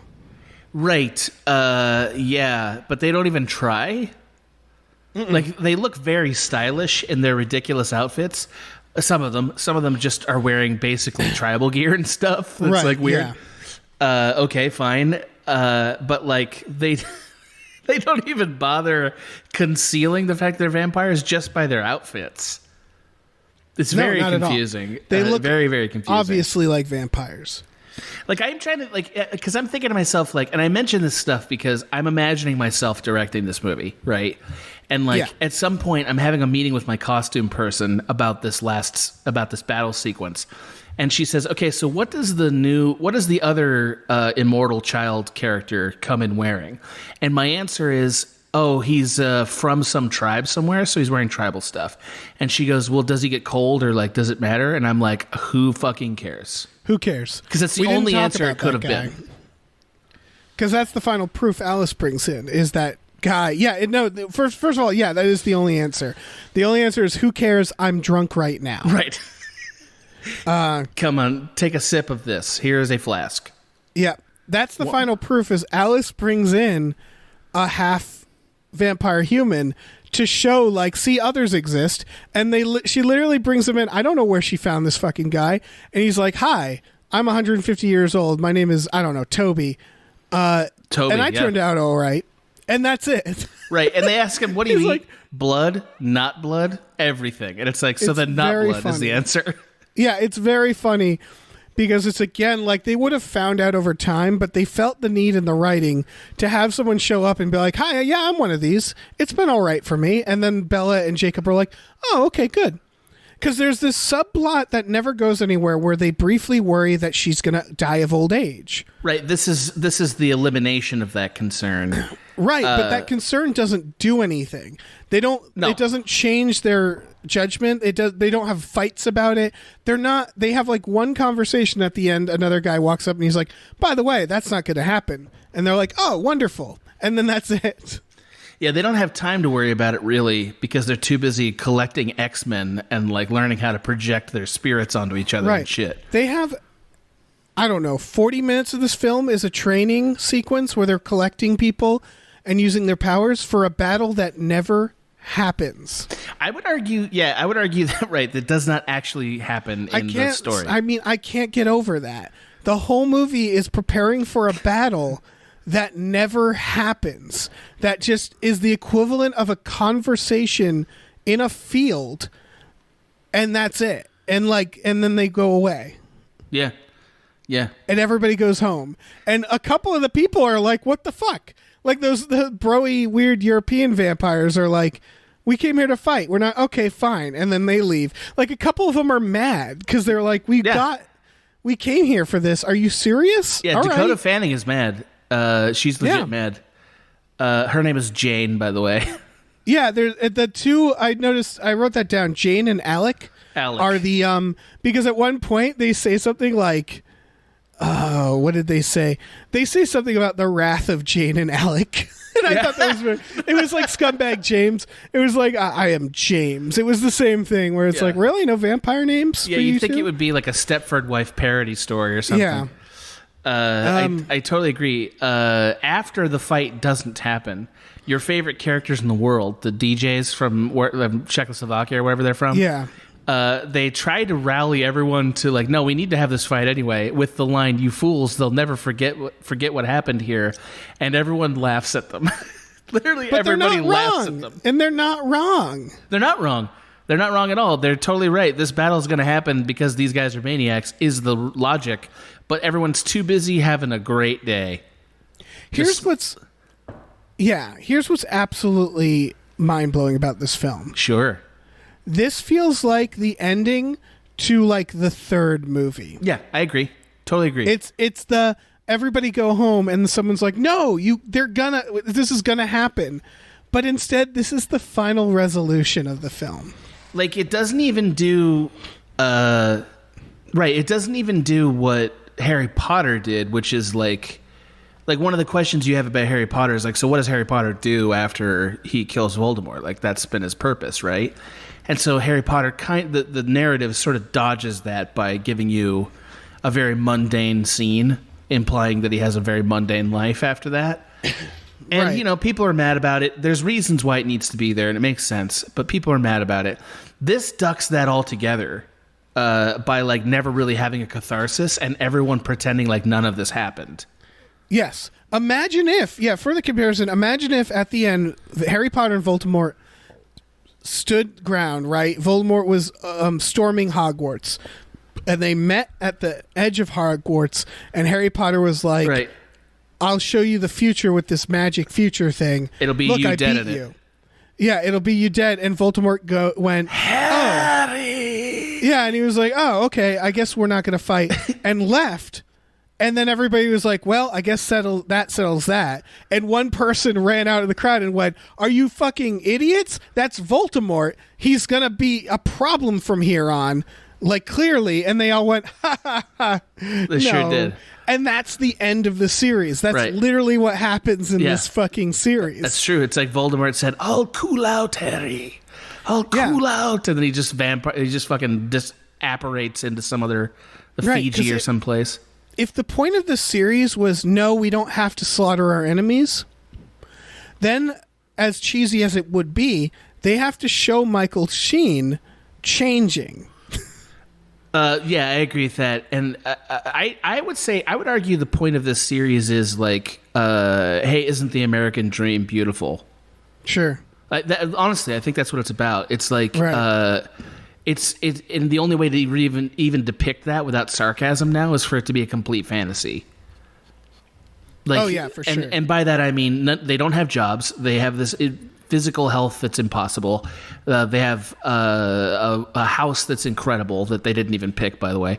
And they're just gonna, and they don't even have the problem of having to raise a kid at the end. They're the perfect analogy for rich people. Yes. Which is that they just drain from society. Yes. They're a drain on society, but act like they're not. They don't raise their kids. They have no problems in the world. And they're super white. Yeah, it's a really distressing resolution because there's so few consequences and they're so like focused in on their happy little world. A thing they say, by the way, right? Our private little corner of perfect forever. Yeah, and it's like, dude, that's not. That's not it. That's not the answer. Also, just like rich people, there's a clear looming problem that they're ignoring. Like, it's like climate change, where there's people like, don't you see this thing is going to come? And they're like, haha, the end. It's like there's not even there are superhero movies that end with like, and the game continues, you know, where it's like, well, when danger comes, I'll be here always. You know, there's that idea. So, like, they could have ended it with the guy being like, they're just going to come back, and they'd be like, well, we'll be ready together, you know? But they don't even do that. They go, no, he won't. Right. Won't be they accept the answer as being definitive and permanent and forever. Yeah, they're just denial that Michael Sheen, who has never changed, who just leaves because he can't win this one particular battle. Not like you can't win always. It's you can't win strategically right now. And he goes, I'll be like, okay, bye. And it's like, well, he's just going to be back, right? Yeah. What if he looks into like, you know, things like a flamethrower or something, or like a bomb? Because vampires are basically sticks doused with kerosene. They light the fuck up when you put fire anywhere near them. Flammable. But yeah, the villain's lesson isn't, oh, I shouldn't be a villain anymore. It's, oh, I need to come back. I need to tilt this battle in my favor, otherwise I will lose. Yeah. That's what he learns. Like, I need to get better at battle, or else I can't just conquer anybody I want. And it's the resolution of the movie. Yeah, it's dumb. I mean, it's not, you say the movie, it's not the movie, it's the franchise. It's the resolution to the franchise. That's gonna haunt me forever. Yeah, it's not great. It's actually, so I want to move into a brief other thing, and that is, go ahead, Dave. Oh no, I just have one more thing in the plot that I want to talk about. So I do too, and that is like, so the actual ending is they're back in that field from the third movie, right? And Bella turns to him and says, check out, I have the power of montage. Yes, I have the power of montage. I'm going to mind you. I'm going to mind convince you. And from that, she's arguing to him, no one has ever loved anyone more, ever. Right. And he says, you know, basically, except for me, which I find it to be a pretty offensive summary of what we've learned from this series, but sure. Yeah. And I thought to myself, see, now this is the moment where I wish Alice had given us a memory snap. Right? This right here. I wish we had done all these movies and snapped back to this moment in the third film. And she was looking at him, and he was like, so do you want to do it? And she's like, no. Or like you know what I mean? She sees what her future would be as a human being, and she's like, oh, and the whole thing is her at the last minute being like, never mind, I'm getting the fuck out of this. Which is that's what the cynical comedian in us wants us to do. Like, I'm going to college. But even if she didn't answer that, even if it just snapped back to, and then he asks, this is what it would be, do you want to do it? And she thinks about it. That is an interesting franchise. That decision alone makes it more interesting. Yeah, you're arguing for the spoilers, the Devil's Advocate ending. The Devil's Advocate ending is suggesting that no matter what he does, this is going to happen. Right, but the ending before that, Yes, the twist is, oh, and we're all the way back here. Yes, and I think, but like since the movie introduces which is implied that the idea, devil did that time thing. He the devil has like a checkpoint in that film, and then when Neo kills himself, he's like, go back to the first checkpoint. Correct. Yes, that's correct. Go back to save game. Yeah. Yeah, I mean, don't you think that would be interesting? Like, for one moment, for Bella to doubt at all? If it went all the way back to that, and he was like, so is it worth it? Yes. And then she's thinking for a second, and then the movie ends. Yeah, that would be great. Because it wouldn't suggest the thing that I find very disturbing about this ending, which is, at the end, they've had a child, and, like, the moment that they're satisfied about is they're not going to have to deal with that kid in, like, 7 years. So this is a temporary problem before they can get back to basically being in love forever. That's like the only thing they really want. Yeah, they're just a couple of fuck goblins. Like, that's it. That's the whole thing. Right. And again, They've can't stress enough. They've known each other at this point for how long? Well, they say in the movie, by the way, that it takes a decade or two for the marriage to turn into a regular marriage. So, I'm really intrigued by anybody's idea of doing Twilight the Marriage and just picking up with those characters again. How long have they known each other for? They met each other in high school. 6 months. Yeah. I mean, a year. I don't know. It feels that way when they show the montage, when she has the power of montage, and she's like, "I want you to see this." It was funny because, unlike, if the Harry Potters had done that and showed them since they were like really little, and we watched them grow up. Sure. It would be like, oh, that's so sad. Yeah. But they're not that. They don't look different at the beginning of the montage. They look basically the same. Slightly. Yeah, and the montage very quickly, within I don't know, less than a minute, is showing stuff from the last movie before the one we're watching. Like even the scene just before when she touches him. It's just exactly. Montage right up to the very moment. It's like it's supposed to be like, how far have we come? Right. But it's the realization of like. They don't know each other for very long. 5 years. 5 years. If there's 5 movies and each movie is a year, then but 5 it isn't years. that. But it isn't. But it isn't that. No. You and I have been podcasting longer than they've been together.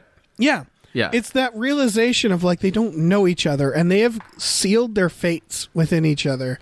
And like again, it's if they had done Jacob turns bad. Turns like helps Michael Sheen. They fight over the kid, and then it ended with Bella being like, "Okay, I become like special vampire girl. I kill Michael Sheen, and then I just leave all of you behind because I have cooler things to do." Like if it was something like that, where she like blasts off into space, like fucking Captain Marvel or something. Like we needed. I need still Bella to have a purpose. Beyond this. Well, that's the thing is like, so again, this is the problem with like love stories in general, when they're not done well. And that is like, they all have to end at the marriage point because ultimately, it's never going to go anywhere but down from there. Like it just can't, right. Even if they're vampires, it's going to go down from there because like, that's how feelings go. So like again, Twilight the Marriage is a movie I'm actually not that disinterested to see. Yeah, that could be a series because they're going to be married for right eternity. Right, and they have to deal with like, oh, now her dad dies, and like she has to deal with that shit. And I mean, they can't make this because they've aged, and so that's a problem. But like, it would be interesting, Yeah, this is the problem with love stories is like it makes a sort of, it's this reverence for the feeling of love. It's not love the action, it's love the feeling. And because it's love the feeling, it has to be over at the marriage point. And this movie has the audacity to say, no, because they're vampires, it's going to be forever. But like it won't. No, That's they've not only how it known works. each other for 4 fucking years. Dude, no, they haven't. It hasn't even been that long. I'm telling you, I think it's been like 2 years. Right. But it is that thing of like, not to be cynical, but like people get divorced. Right. Duh. Yeah. Right. Exactly. And like nobody plans on getting divorced. I had a friend who had a tattoo, a wedding tattoo. And it was some symbol or something. And I remember being like, what's that tattoo? And he's like, oh, I got it. It's my wedding tattoo. It means forever, which I guess means about 6 months. And it was like, yeah, like it's that sort of thing where it was like, it's like people get married under this idea of like, we're going to be married forever. We're in love. And one of them is an 18-year-old who's never experienced a relationship before, who is convinced she's in love, who has given up her immortality, who has had a kid and gotten married. Right. And like the future of this couple is that like, again, this is the thing that's happening in America today is that their family trees are changing because people are living longer. True. And because people are living longer, people are having multiple marriages more often. True. And having kids later. So I think what that says is that Edward and Bella are probably going to be together for, I don't know, 150 years. And then they're going to be like, you know what? Let's move on. Also, we know that it's possible for vampires to do that because that English vampire that hates the Beatles gets right in on that cattle prod vampiress. Like he moves right in on her, and she's like, "You're telling me this now?" That. I like that too. I was like, "Yeah, I like that. I like that couple. They're cute together. They're great. Yeah, they're fantastic. Yeah, I don't see any reason to think that that these two could be together for anything that approaches forever. Certainly not for a vampire's length of time. There's a reason why the marriage commitment, not to be all Larry David about it, but there's a reason why it's only to death, my friends. You know what I mean? Like, because I don't know how long you can really do it after that. It's tough. Well, because it's fucking... Here's my thought on it is that the vampire... Imagine the reverse is so much more depressing. Imagine if they fell in love, they had this kid, and then they were as happy, loving, like having wild sex family with their weird Uncle Jacob, who, I don't even fucking know. Yeah, right. What if they were that for eternity? What a fucking waste of eternity. It's like, really, you're not going to like go to school. You're not going to study things. You're not going to gain the world's knowledge. You're not going to explore. I guess they could do that while a couple, but it's like, no, like what a weird thought that they would be like, yep. Bella would be like, I lived for 18, met this guy, and this is it for eternity. Right. That is not going to do anything else. It's like, fuck that. Yeah, you're making a really great point, which is that like a lot of people, especially in love stories, conceive of eternity as being like a moment forever. One moment forever. And like you're right that like human beings need to change. Like we need change. It's like the one thing that, it's the only constant, but like it's the thing that grounds us emotionally in our experience. And so the idea of an eternity that's just a frozen moment in time, which is what this one's supposed to be, is actually horrifying. It's a nightmare. It's a nightmare. It totally is. I agree with that. That's, I think, why people think of things like annihilation as being pleasant. It's one of the things I've always had trouble with like the idea of joining some kind of universal consciousness at the end, because like that is also sort of a stasis moment, and I don't understand that. That's not appealing. Living beyond death. Yeah, well, and it being stasis, it being frozen in one conscious moment. Oh yeah, it's a nightmare, exactly. Like, and like, but that's what every love movie wants us to believe. Like every movie about love that Hollywood makes is ultimately like, and then we freeze frame on this, and that's what the rest of their life is. And it's like, right. I hope not. I hope they like, she decides to go to law school or something, and like, right. Like, and they spend some time away from each other. Maybe that. I mean, even if they find satisfaction relationally, that they develop into just more interesting people, given how much time they're on the planet. Like Edward is basically living in a cave. You know how I picture the healthy version. Oh, I'm Here's so how curious. I picture the healthy version. Is it's 500 years from now, right? Okay, in the future. So it's like takes place in sci-fi future. There's like a government. Okay, there's like a robot rebellion, and this group of soldiers are fighting back in this like utopian city. Okay. And Bella is a general, and she's like really awesome. Hold on. I'm not laughing at you. I'm enjoying what you're doing right now. and she's fighting the robots. Yeah. And then the robots burst in and they start slaughtering everybody. Sure. But they can't kill her because she's a vampire. Sure. And their general is Edward. And they see each other and she's like, well, we meet again, Edward. And then they just start fucking. Yeah, you want the right La there, you want the La La Land while the ending. robots and the people just kill each other. No. And the reveal is that like they've been away for like 100 years doing their own lives, and every now and then they cross paths, and they are still very much in love. And it's the idea that when you spend eternity with someone, it's all right. You know what it is? It's the idea that when you get older, time goes quicker. Yes, because you have more time. For them, spending 50 years apart is like spending an afternoon apart. Yeah. And that's all it is that they would just have a healthy relationship where they would spend eons apart from each other. They wouldn't necessarily be with anybody else, but I'm sure they could work that out between them and maybe I would probably say an open relationship is a good idea for them for eternity, but that's between them. Yeah. Don't define their parameters. I think they would always have this anchored true love between each other, but they're living their lives separate. That's my happy ending for them, is that they could grow as people, and they aren't just like that couple at high school that as you think of as one unit.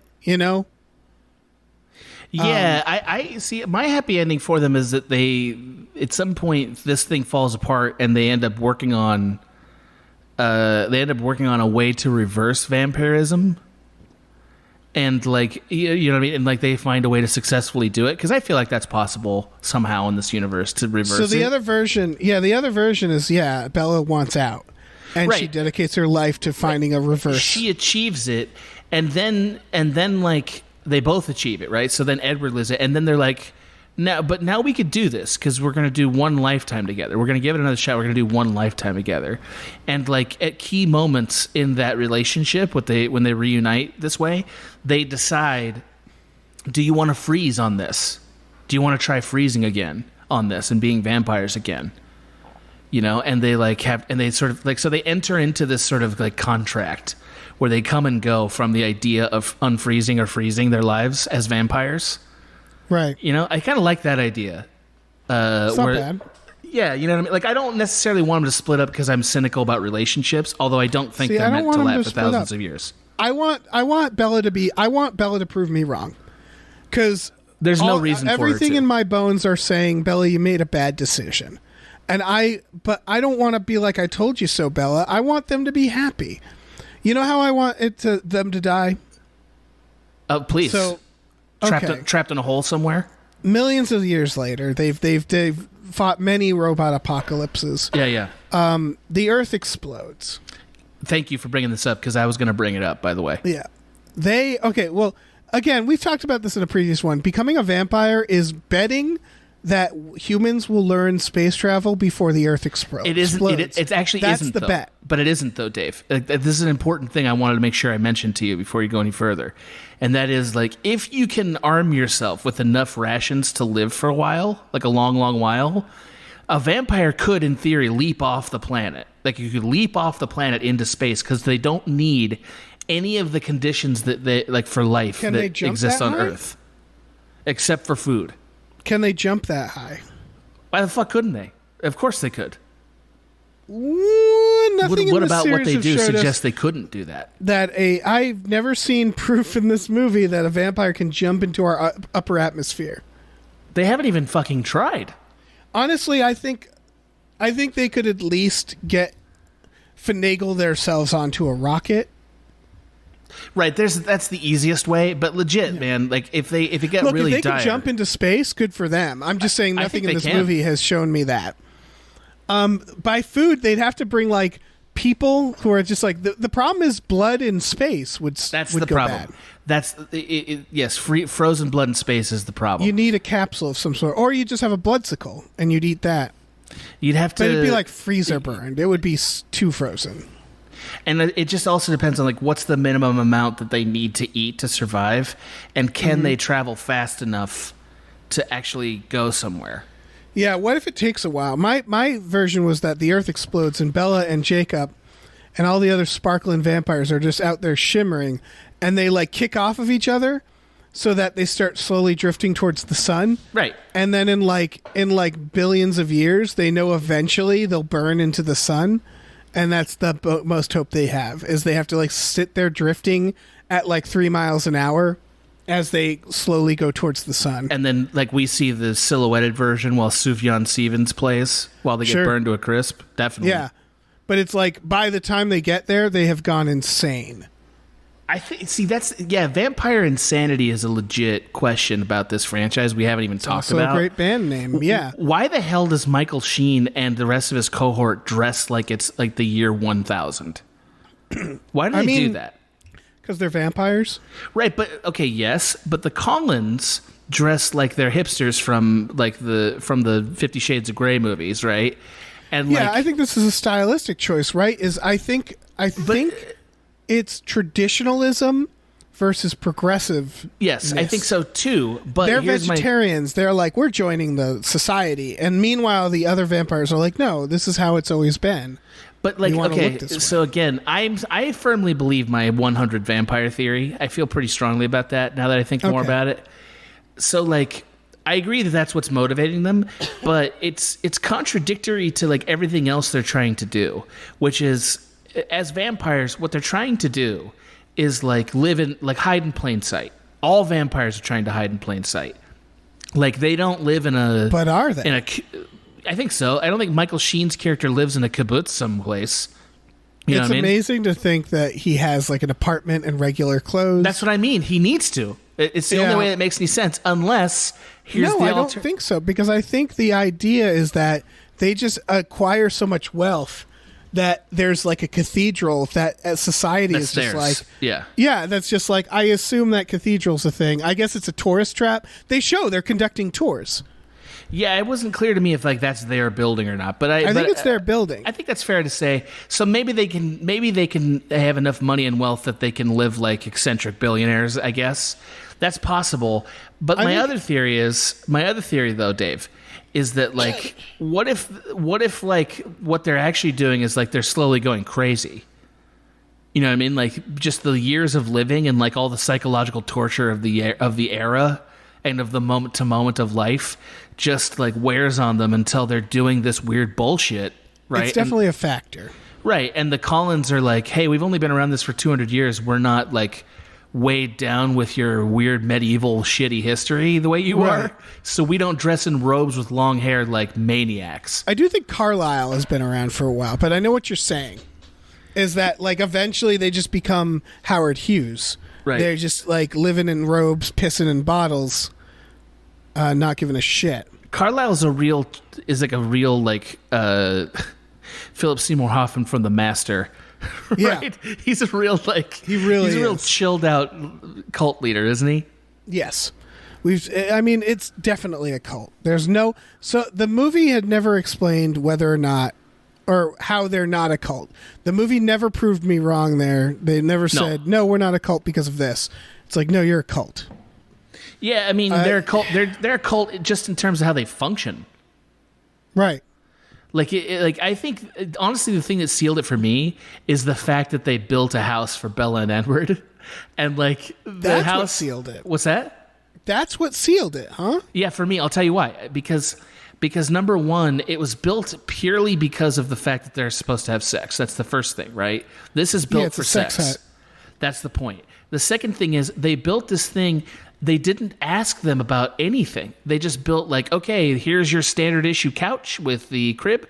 Here is the bed that we picked out for you. Here's all your clothes. Every article of clothing you have, we picked it. Here you go. Yeah. It's so culty. That was one of my favorite parts is they walk into the kids' room. Yeah. And it's like a decked out kids' room, and she goes, must be the kids' room or something like that. Right. Like she learns what the kids' room is from their choices. Yeah. That's somehow the cultiest thing about what they've done, because like that's when they no longer pretend to not make decisions for them. Yes. You know what I mean? Like they've been making we bought decisions. you a house and gave you all these things. Right, and it also shows that Edward's... Here's another thing this movie does. It shows that Edward's equally a victim of a cult and that he's also equally as shitty as Bella about like fathership and stuff like that. Because at first when Bella woke up and she was like, I don't care about my kid, I was like, fucked up, Bella. But then when it shows how little Edward cares, I was like, oh, they're both terrible. I see. Yeah, they're bad parents. They don't want to be parents. They just want to tolerate this child long enough to get back to boning for free. Yeah. You know? Like, I think like basically the child is a sex education for them. Like, that's what happened here. They got a sex education. Yeah. Also, okay, I want to accept this. I want to accept the premise that only Carlisle actually knows that much about immortal children. I want to posit this premise because, again, it's completely baffling that they didn't think of this right away when they had a kid, right? That's baffling. And that nobody researched it, okay? So that's insane. So that means, I understand they're all aware of the concept, but it means that Edward or Carlisle never explained to any of them what the vampire laws are, right? Like, he didn't explain this is what vampire law is. They're clearly sheltered. Yes, he sheltered them from vampire law. Okay, sorry. No, so like it stands to reason like this is actually Dogtooth. Like this commune is actually Dogtooth. Have you seen that movie, Dogtooth? No, but I get what you're talking about is like, well, that was what I was picturing because your theory that there's only 100 vampires. Yeah. I also like the theory that Michael Sheen shows up and the realization is like, yeah, they're all hostages from Carlisle. Like the realization that he's just like, they're like, they're come to kill my baby. And they're like, no, we're not. We're just trying to liberate you. We need to get you out of there. Right. Like there's a whole world out here that he's not telling you about. And it's just a fucking, it's just like a Jonestown situation. And Carlisle is like, we got to go back to the house. Drink this stuff. Drink. They'll never take us. They'll never take us alive. They're not taking my kid. Like, and then the realization is that it's just a sick fucking cult. It really, that's really the impression I'm left with. Because like at the end of the day, what we have is we have a Daenerys Stormborn problem, right? Which is to say, we have a hero that or a leader that we kind of believed in, or at least thought this person's the good person, we can trust them, and actually they're another maniac. They're all maniacs. Yeah, they're all maniacs. They're all fucking jabbering maniacs. So that lends itself to the question: how long does a vampire live before they become crazy? Before they go crazy? I think it depends on the vampire. But what do you give a general people range? There's people who will just have mental health issues, like sure. hereditary issues, or just experiencing trauma, and all the ways that humans also experience mental health issues. And then you think about the trauma that comes with living for very long and seeing a lot of death, right? And this boils down to the question of: do these vampires have souls? Are they giving their souls to Satan? I don't believe that. Well, the question is, do they feel remorse killing a human? Some of them clearly do, but are they an aberration? Because if they don't feel remorse killing humans, then that's not affecting them, their psyche. They're not experiencing post-traumatic stress from the murder of humans. That doesn't... the same way we don't care about killing animals, or at least a lot of us, you know? I'm going to present you an exhibit here. When they eat a hamburger or they go hunting, it doesn't traumatize them. It personally would traumatize me, but you know what I'm saying. Let me present you an exhibit here.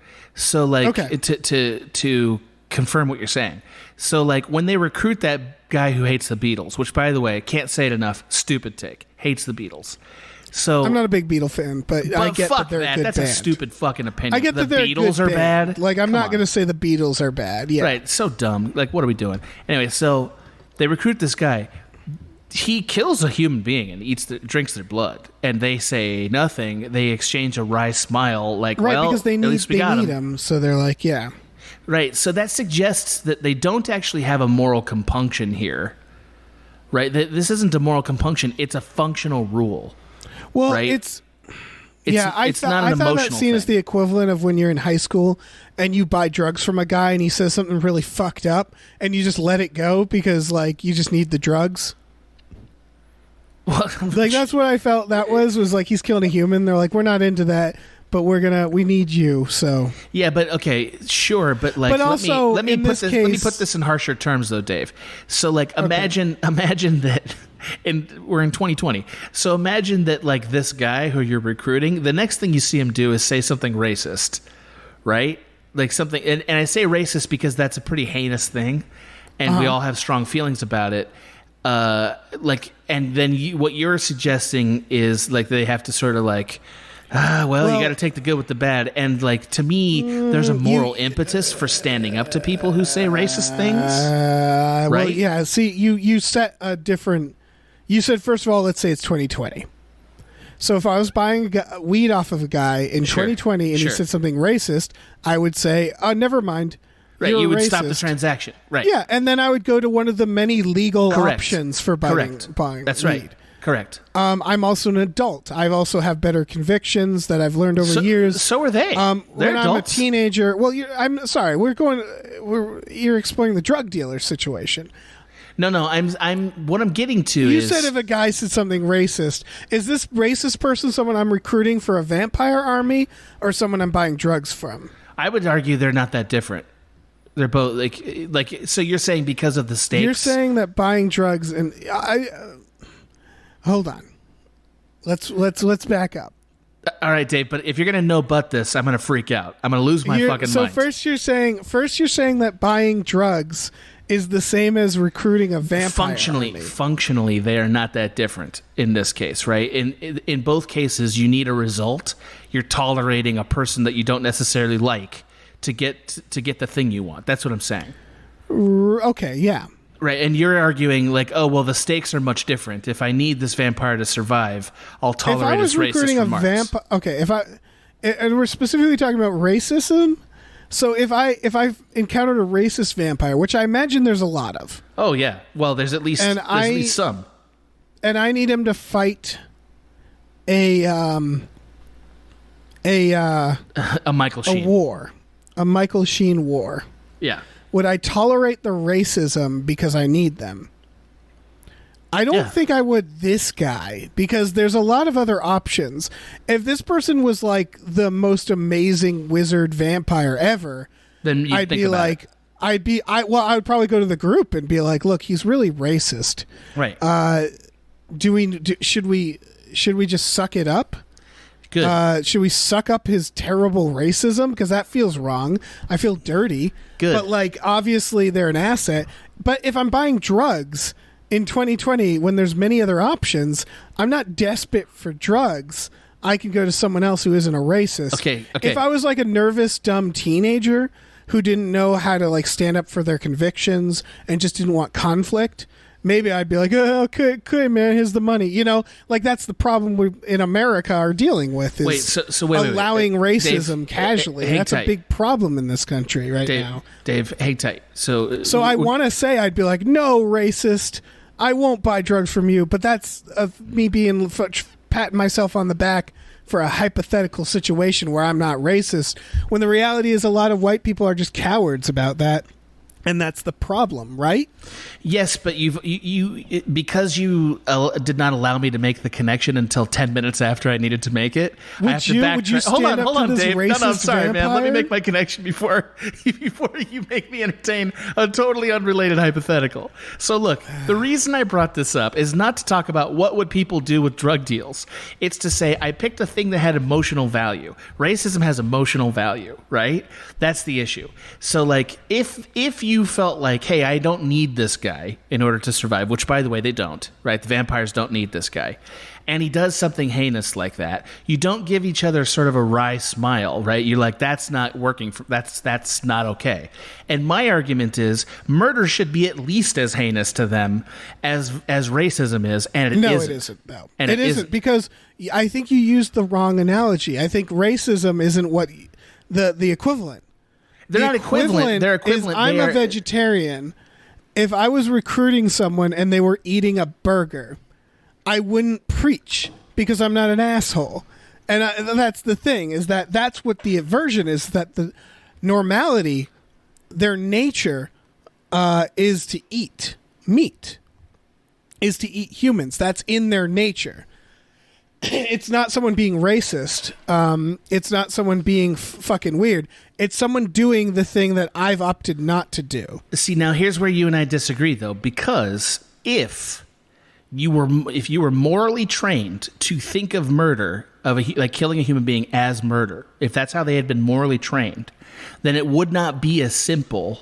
We've had this conversation. I'm morally trained to think of killing an animal as murder.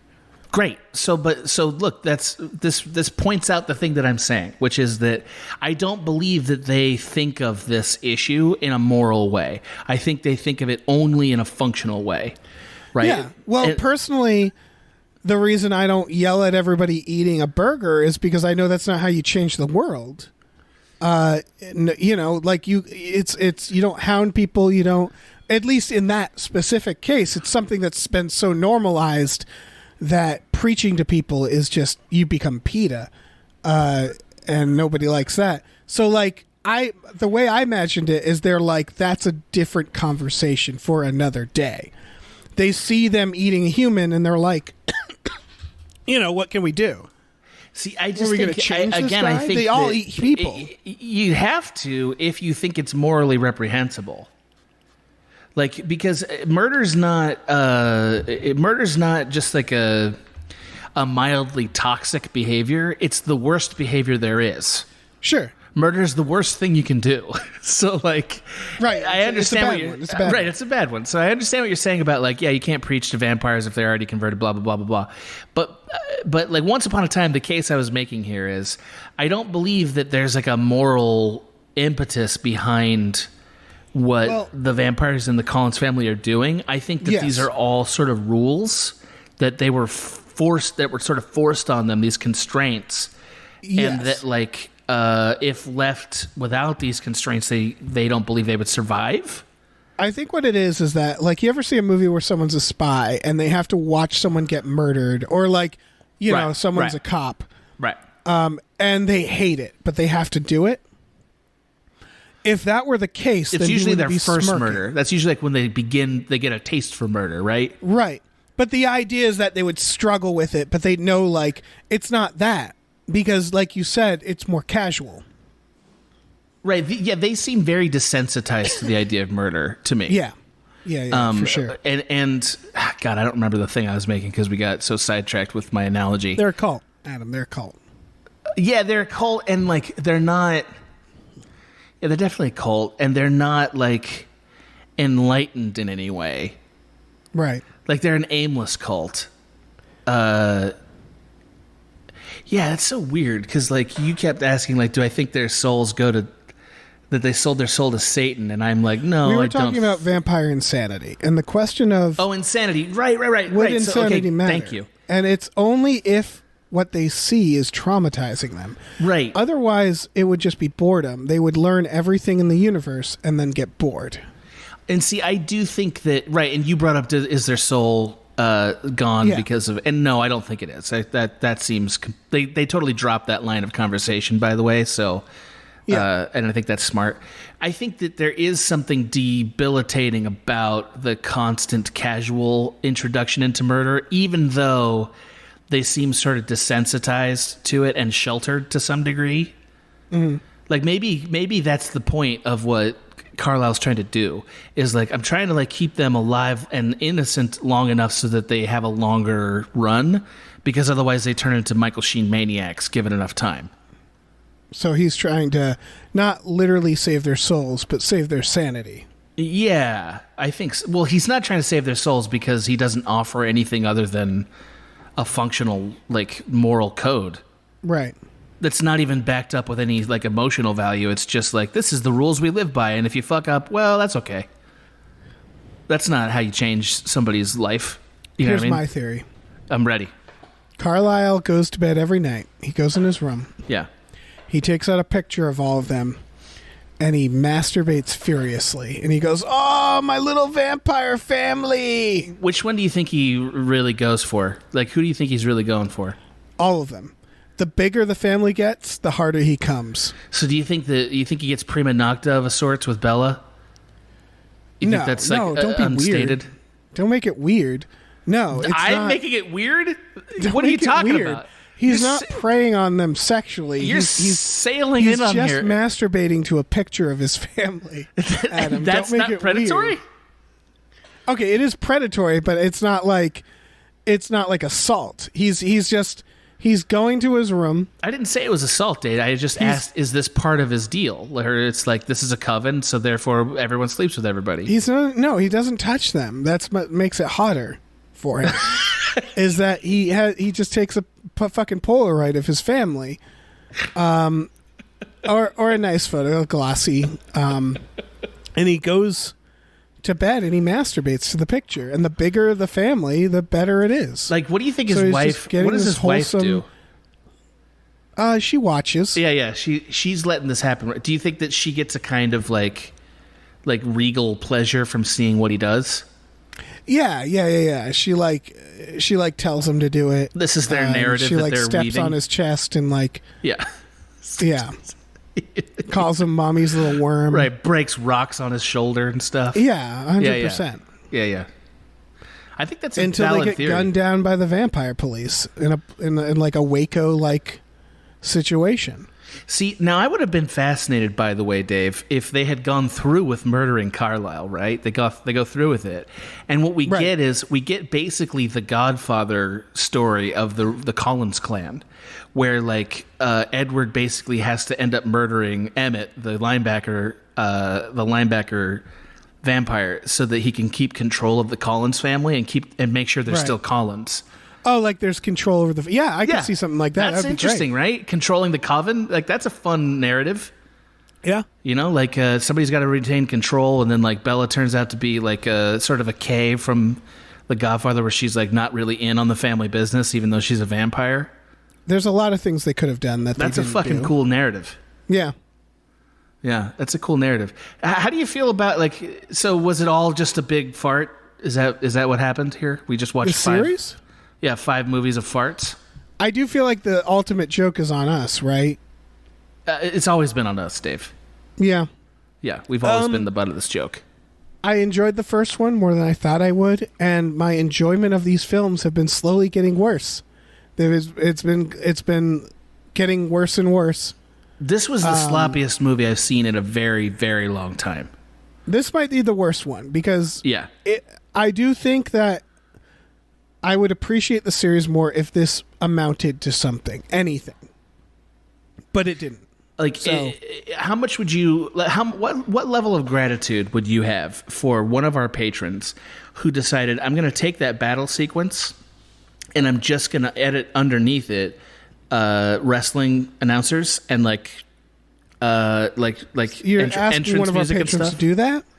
I'm not asking them. I'm just putting it out in the ether. A producer could write it down if they wanted to, and just like they put it together a little Royal Rumble for us to watch. I don't know if anybody's listening at this point, but yeah, little Royal Rumble for us to watch. I would enjoy that. Me Very too. much so. Me too. That fight was almost worth it. It if was it pretty wasn't good, a yeah. fantasy. The fact that it was a fantasy is very frustrating. I can't stress that enough. That's but the why- fight itself, the sequence, was very funny. is hilarious, and they should have committed to like no things are going to be a fantasy and just gone all the way back to the beginning of the movies. Yeah. You know what I mean? Just that's like definitely a thing they set up early in the movie and that they paid off. The moment she got on his shoulders, the movie was telling us, you're going to see some funny shit. You're going to see some funny looking vampire shit, and it's just going to get funnier as the series goes on. And they weren't joking.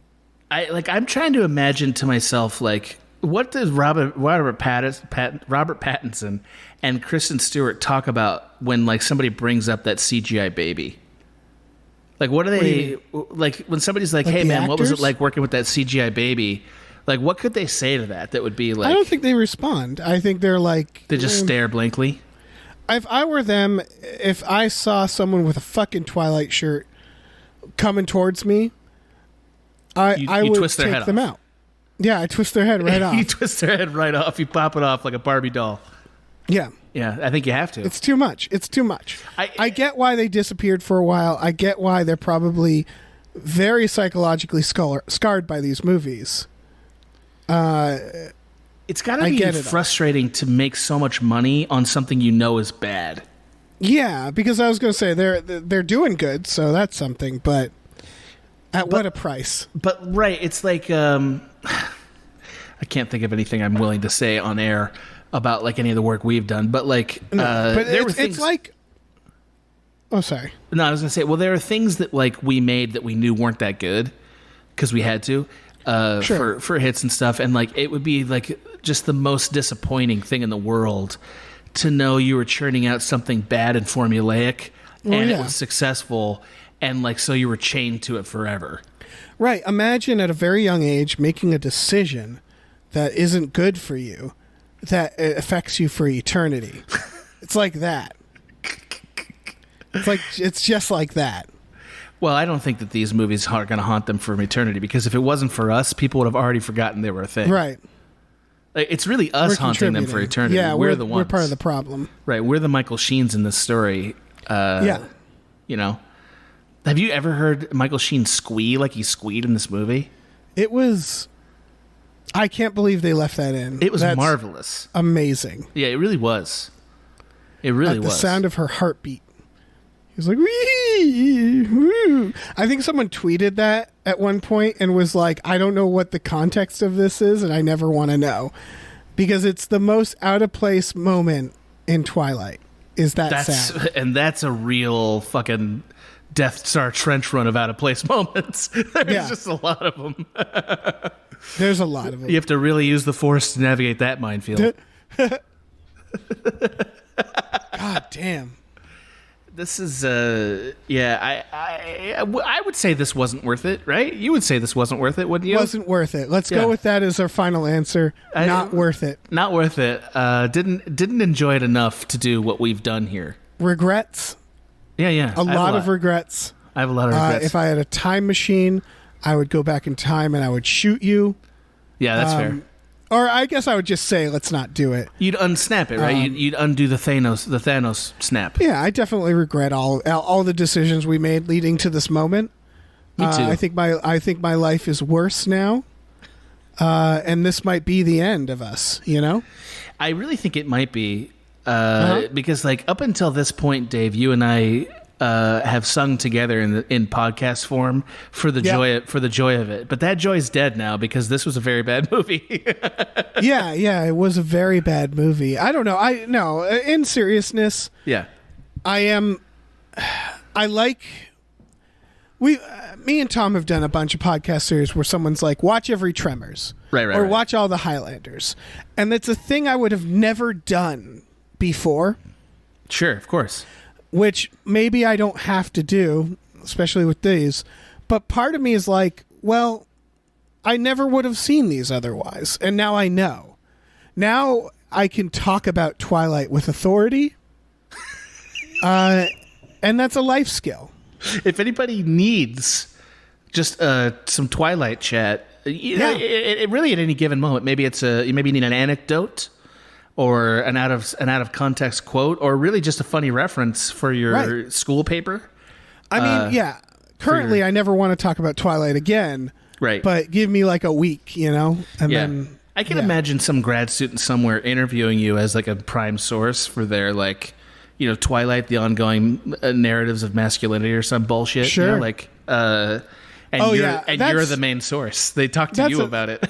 Yeah, that's another thing I want to say about this series. Yeah, sure. I have a feeling we told on ourselves a lot in this.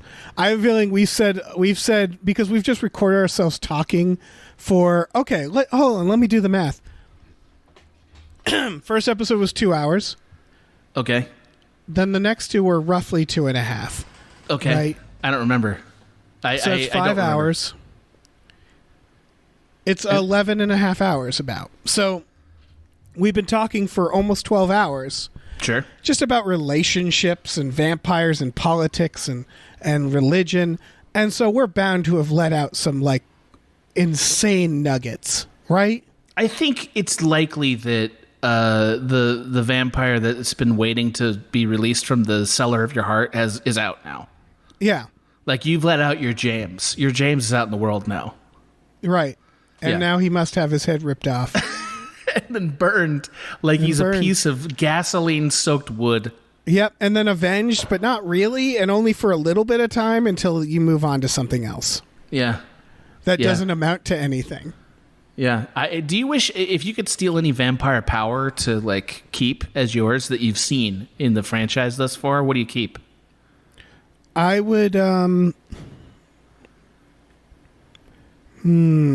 would take Alice's so I could gamble. Which is it's definitely possible that's how they're making their money, right? That's like the not as criminal way that they're making their money. Yeah. Like she's just why not? She's just running into casinos and like, you know, she's got to go to a different casino every week so that they don't get her face on camera and stuff. Right. Or Jacob's or not Jacob. I would take maybe Edward's so I can gamble. Right. Anything to gamble better. Okay, so is there any part of you that would take Jane's power, so that's Dakota Fanning's power, and use it just to give people joy? You just say joy, and they just get overwhelmed with joy. Here's what I would do. Yeah. I would use it to gamble. I would give like the person I'm playing poker against overwhelming joy or sadness, something to get them out of the game. Okay, so it's just for a distraction. Yes. Like so I can gamble. What if you? What about you? Which one would you take? I don't know. Are you saying you would take? I was thinking about it. I was like, what if I took that power and I just like looked at you, Dave, and was like arousal? Yeah, that would be fun, making people randomly horny. Yeah, but it also feels, just saying that out loud feels wrong. Yeah, I agree. And like it just, I don't know if I'd actually do that, because you do it like once and you'd be like, oh, I'm like the guy in The Matrix who gave the woman the orgasm kick. Right. And this is gross and weird. Right. I didn't actually want to be the. You know what I would do? No, hold on. And I know this is. That's the name of the guy. Merovingian. Well, you know what I would do? I would do that only to politicians while they're giving speeches. Like, sure. Look, no one wants to see Trump have an orgasm. No one wants that. But like during a speech, I don't know. I think it's kind of like how his face looked when he was going down that ramp. Okay. Remember how he was going down the ramp and he kept doing that weird face? Yeah. You know? Like if you put words to it, it would sound like, you know, like something like that. Yeah. I think I'd want Rami Malek's power, right? Oh, just controlling the elements? Yeah. You know, I always thought about this is what if you had a power? And ultimately... It's always invisibility, I'm right? not saying this... Well, I'm not saying this is a good life. Yeah. But no matter what power you get, if you get a shitty power, you can at least use it to become a very good Vegas magician. I'm not saying that's a great life. I'm not saying that's what I want. I'm saying that you can always fall back on it. My favorite thing about you, Dave, is that your lifelong ambition is to be William H. Macy's character from The Cooler. That's like your number one goal. Look, I just want to hang out in Vegas a lot and gamble. Just be part of a dying casino with a bad knee. I just want to gamble. Yeah. You know, my favorite casino is Circus. You go in there, it smells like soap. It's so run down and like skeezy. I love it there. Are you a ponies guy? Do you like the ponies? Not anymore. Okay. Star got me. Star had a few birthdays at the racetrack, and we went. And like the first day at the racetrack, I won like $600. Oh my god! And then the second time, I won like $400, and it was like this. Oh no! And it became like a joke. And then the third time, I lost money, and then I realized, oh, this is how a gambling addiction starts. Right. You bought yourself a Panama hat, turned into Carl Reiner from Ocean's 11. And then the racetrack, which was the Santa Anita racetrack, murdered like 50 horses in a year. Oh, damn. And it was, as a vegetarian, the realization of the horrific animal cruelty really took a second to catch up with me. And it was like, what am I doing? That's fair. Yeah, it was like, what am I fucking doing? And so, no. The answer is no. I'm not a pony guy. I just play poker. Online? Did you ever do online poker? Oh no, that's too depressing. I've had friends who did it. I did it for a little bit, and the problem is that it takes all the joy out. It's just like math and stuff. It's just math and stuff. Yeah. And I was doing that, and it was like, well, this is a depressing way to make money. I had a friend who was like literally a rounder. He made like $80,000 in a night, kind of thing. Yeah. No, I had a few friends who professionally played poker. Yeah. I wasn't good enough to actually do it professionally, but I knew the world a little bit. I'm real good in like the first like 10 rounds of poker because I have the kind of personality that's aggressive enough that people are afraid for a little while, and then they get a feel for it. Right. And my aggressivity betrays me. It leaves me in the dirt to die. And the secret to playing poker is to make it boring. Right. Like that's the secret is if it's you make money if you do the boring things. And that's always been like I went to Vegas once. I played for 6 hours with $60 and was able to make that last the whole time until I got bored. And then I was like, yeah, I'm all in. You know, like where you start making risky bets because you're like, oh, I can make money this way, but it's like incremental over a long, like if you're good at pot odds and like really doing the math, if you're wicked smart, then you can make more money, you know, in 6 hours. But like me, I'm dummy when it comes to numbers. So it's like I knew like basic rules and that would keep me afloat until I got bored. That's it. So Abe and I had one of the worst Vegas trips ever. In like, I want to say it was like the summer of 2012, sure, 13. Classic. We were both like, we got to go to Vegas, and thought it was hilarious. So then we drove to Vegas and wore suits, and we realized like we didn't really want to do it. So we just like hung out in the hotel room and smoked, and then like and basically like wrote a couple of today's topics, and then like you know did some drinking and went home. I've had this fantasy about Vegas because I've been to Vegas a few times, and sure. I don't like most of it. The casino's fun. The gambling's all right. But, like, again, it's like poker is intense there. I like it with buddies. I like to know the people I'm playing poker with. All the other games are a sham, you know, because all the other games are basically gambling. And so my favorite thing about Vegas is being in the hotel room in a bathrobe watching the strip, preferably being on some sort of hallucinogenic drug. And that's really my Vegas. It is a great feeling to see Vegas from inside Vegas. Yeah, I would take a Vegas vacation and never leave the hotel the entire time and come out of it fulfilled. Yeah, I could see that. I don't think I can go back to Vegas for a long time because I think the compulsion to smoke again and all the crimes would be very hard to because it's been 3 years now since I had a cigarette. Right. Which is a long time, and like I'm thank you. I'm really worried that like even one might send me all the way back to the beginning, you know, and I don't want to have to do that again, you know. Yeah, I mean, I've been 2 years not drinking, or almost 2 years, not quite. Actually, no, more like 1.5. But I went to Vegas since not drinking. And how was it? It was surprisingly okay. You just replace it with edibles. Okay. That's all I did. I just got high, and then I got high at a slot machine.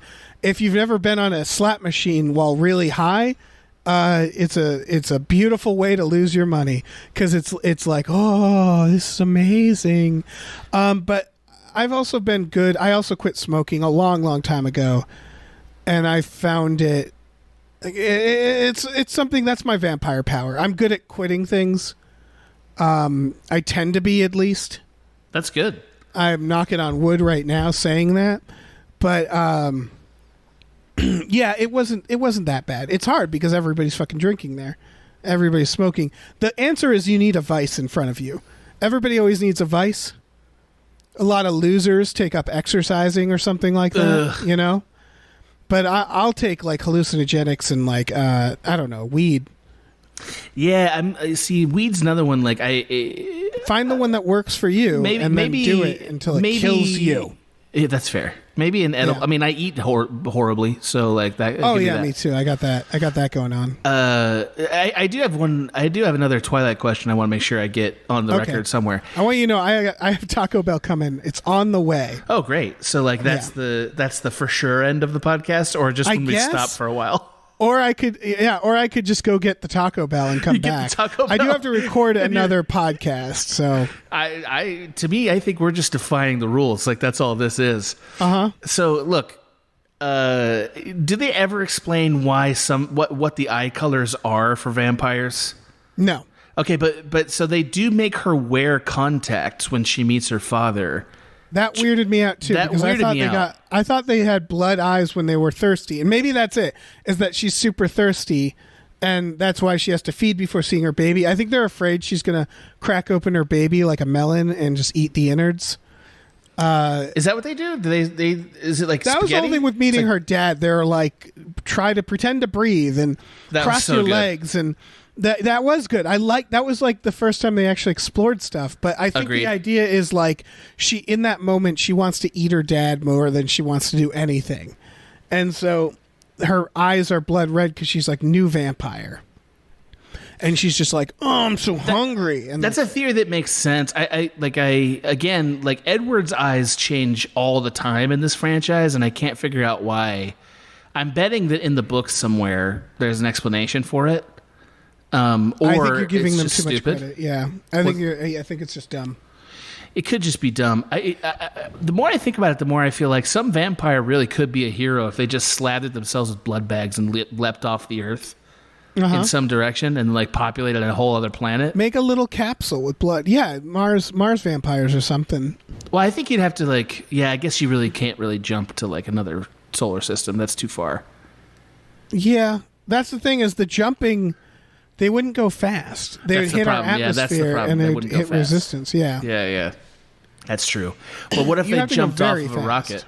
What if they rocket into space and then like jumped off the rocket? They'd go slightly faster than the rocket. I feel like vampires. I mean, maybe their muscles don't matter in space. I don't know. I mean, I'm sure I'm sounding very dumb scientifically here, although I don't know how because we're talking about fucking vampires. Right. But like, I feel like once you clear the atmosphere, those like that superpower can go pretty fucking fast. Like not faster than light, but pretty fast. Right. Am I wrong? I don't know how fast vampires jump. I'm going to get some lecture from a patron, which I'm going to ignore. I don't know how fast vampires jump. I just don't know. That's really the issue. We really need to know that, and we don't know it. We don't know. We have no vampires for reference.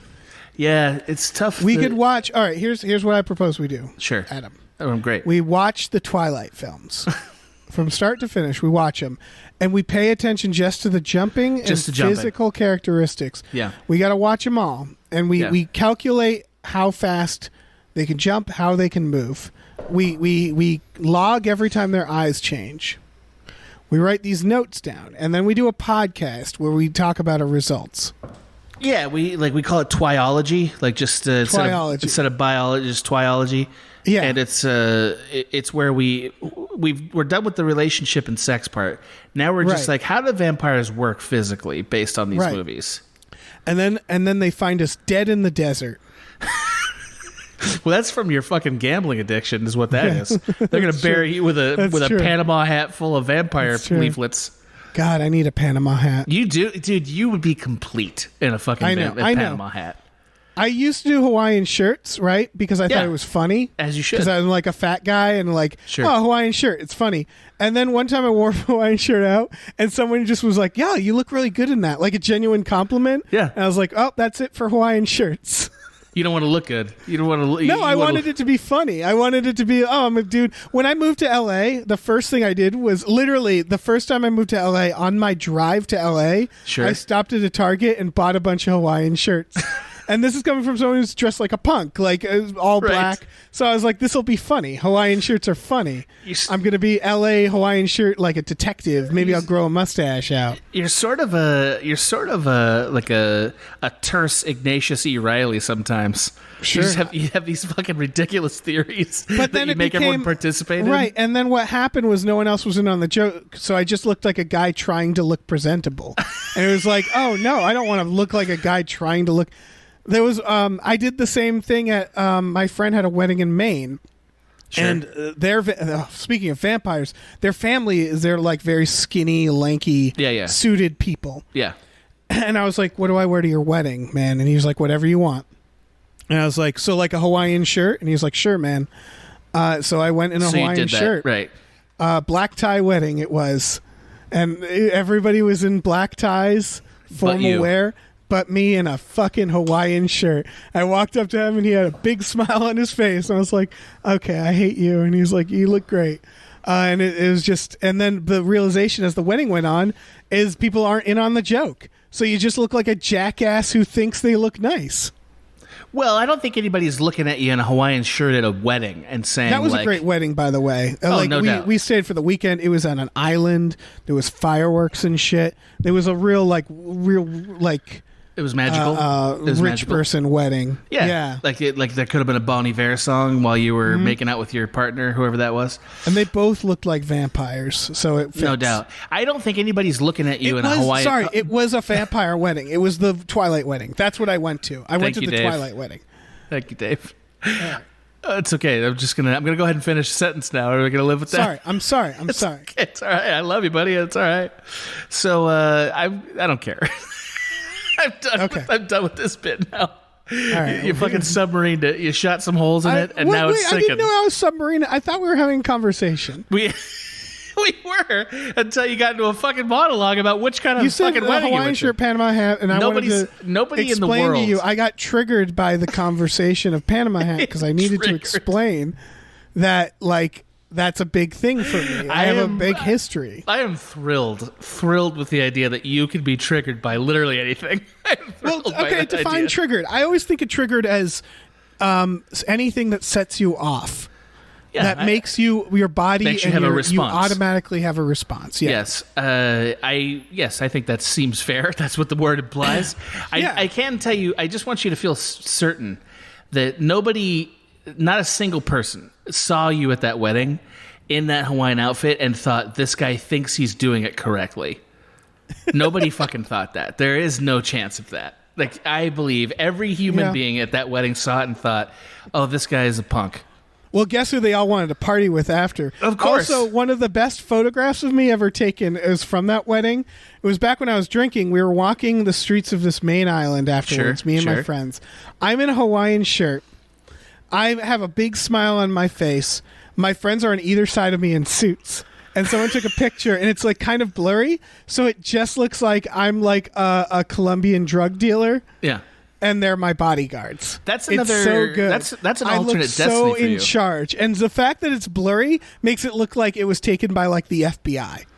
Like it's perfect. That's an alternate destiny for you. You could have totally been El Chapo in a different life. Yeah. You could have done it. I see that in you.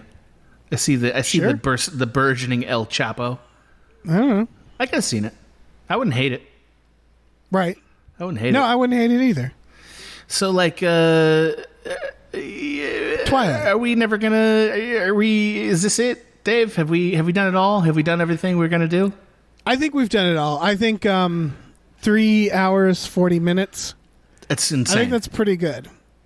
I mean, like, I know that if we really wanted to, we could make this 5 hours. Yes, but I think people. I don't know. I've said this in the last ones. I think people should be ashamed of themselves for getting this long into it. I feel like this is a dare that we took against the entire universe. Like, we're all daring the universe for this to exist. Right. It's part of the bit is that it's really long. Right. It's part of the bit that it doesn't exist. My voice, I thought I was going to lose my voice about 30 minutes ago. Well, you're going to lose it in the middle of your next podcast, whatever that is. I know. I'm sorry, Dave. Yeah. I'm sorry, Dave. So it turns out I don't have to do as many podcasts tomorrow, and I'm grateful for that. Yeah. Because otherwise, I lose my voice or get a sore throat after every time we record one of these. God, it's really? inevitable. Yep. Dave, I don't know. Weak voice. How are we ever going to do another podcast? I think it's because I podcast so much already. How are we ever going to do another podcast if you're in pain and suffering after every time we record? We'll go for real short. Next podcast we'll do 1 second podcasts. Ooh, yeah, that's what we should do. Go, and like yell our opinions at each other. I agree. I think that's really good. I think that your patrons should make a tier where they pitch us our 10-minute podcast ideas. I feel like you don't understand how Patreon works because patrons don't make a tier. I've never had to run one, and I don't make money off it. Patrons don't make the tiers. That would be anarchy. Ooh, what do you think they make if they would could? Never know that they can rise up against me. They should never know that. That would be a real problem for you. Yes. Because like you're already on the verge anyway. They're making you watch Artemis Fowl more than once. Yeah, you know what I mean? Our organization's hanging by a thread. Like it's like the ending of V for Vendetta. Like it's like it's they like could the just entire movie steamroll us. Yeah. V for Vendetta had the audacity to make a V-based monologue where he kept saying V words. Yeah, it sure did. It also takes place in 2020 and involves a virus, so that's fun. No, really? Pretty sure. It's been a very long time. I read that on a tweet. Wow. So it's got to be true, you know? Sure. If it's on Twitter, somebody meant it, and Let me Google it. It was a human being Well, that said it. I knew about the virus. That's just having watched it. But V for Vendetta, let's see when it takes place. Let's Google it. Everybody let's spend the 45th movie, the 45th minute after the third hour on you googling as we Google this. The plot to V for Vendetta. I want the actual text of the monologue. I'm not seeing a date here, you guys. That's a problem. I want I want the text of the monologue. You know what I mean? Like I need that text. Sure. That director went on to make Ninja Assassin, a bad movie. Yeah, it says it was set in fucking 2020. Oh, I didn't know Hugo Weaving was the V for Vendetta guy. Oh yeah, Hugo is behind the mask the whole time. He's had a really nice career. I gotta be honest. Yeah, I really like Hugo Weaving's career. Was he in Mortal Engines? Yeah, he played the Mel Gibson character in that Mel Gibson movie that he was back with. I don't know what that means. Hacksaw Ridge had a drunk father character. Oh, he played Mel Gibson. Yeah, the drunk father, like who had a lot of problems and was clearly like Mel Gibson trying to apologize. Correct. God, remember when Mel Gibson was nominated again?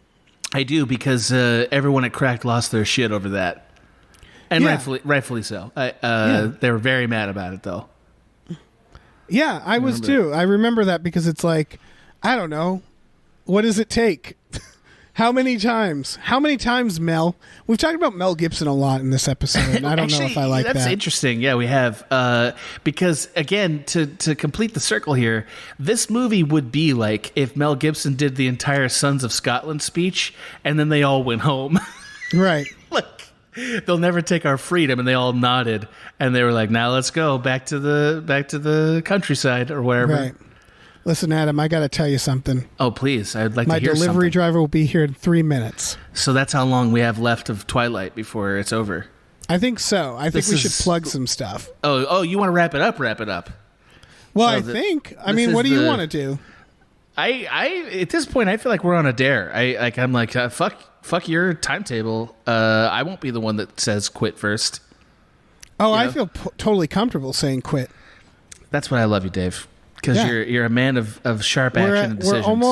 We're almost at 3 hours. I mean, I'm gonna get a knock on my door in like 3 minutes or a call. Yeah. I'm not gonna stop recording. No, I'm just gonna want nothing more to eat because I'm starving. What do you got coming? Is it a bean burrito? And we're not offering people anything at this point.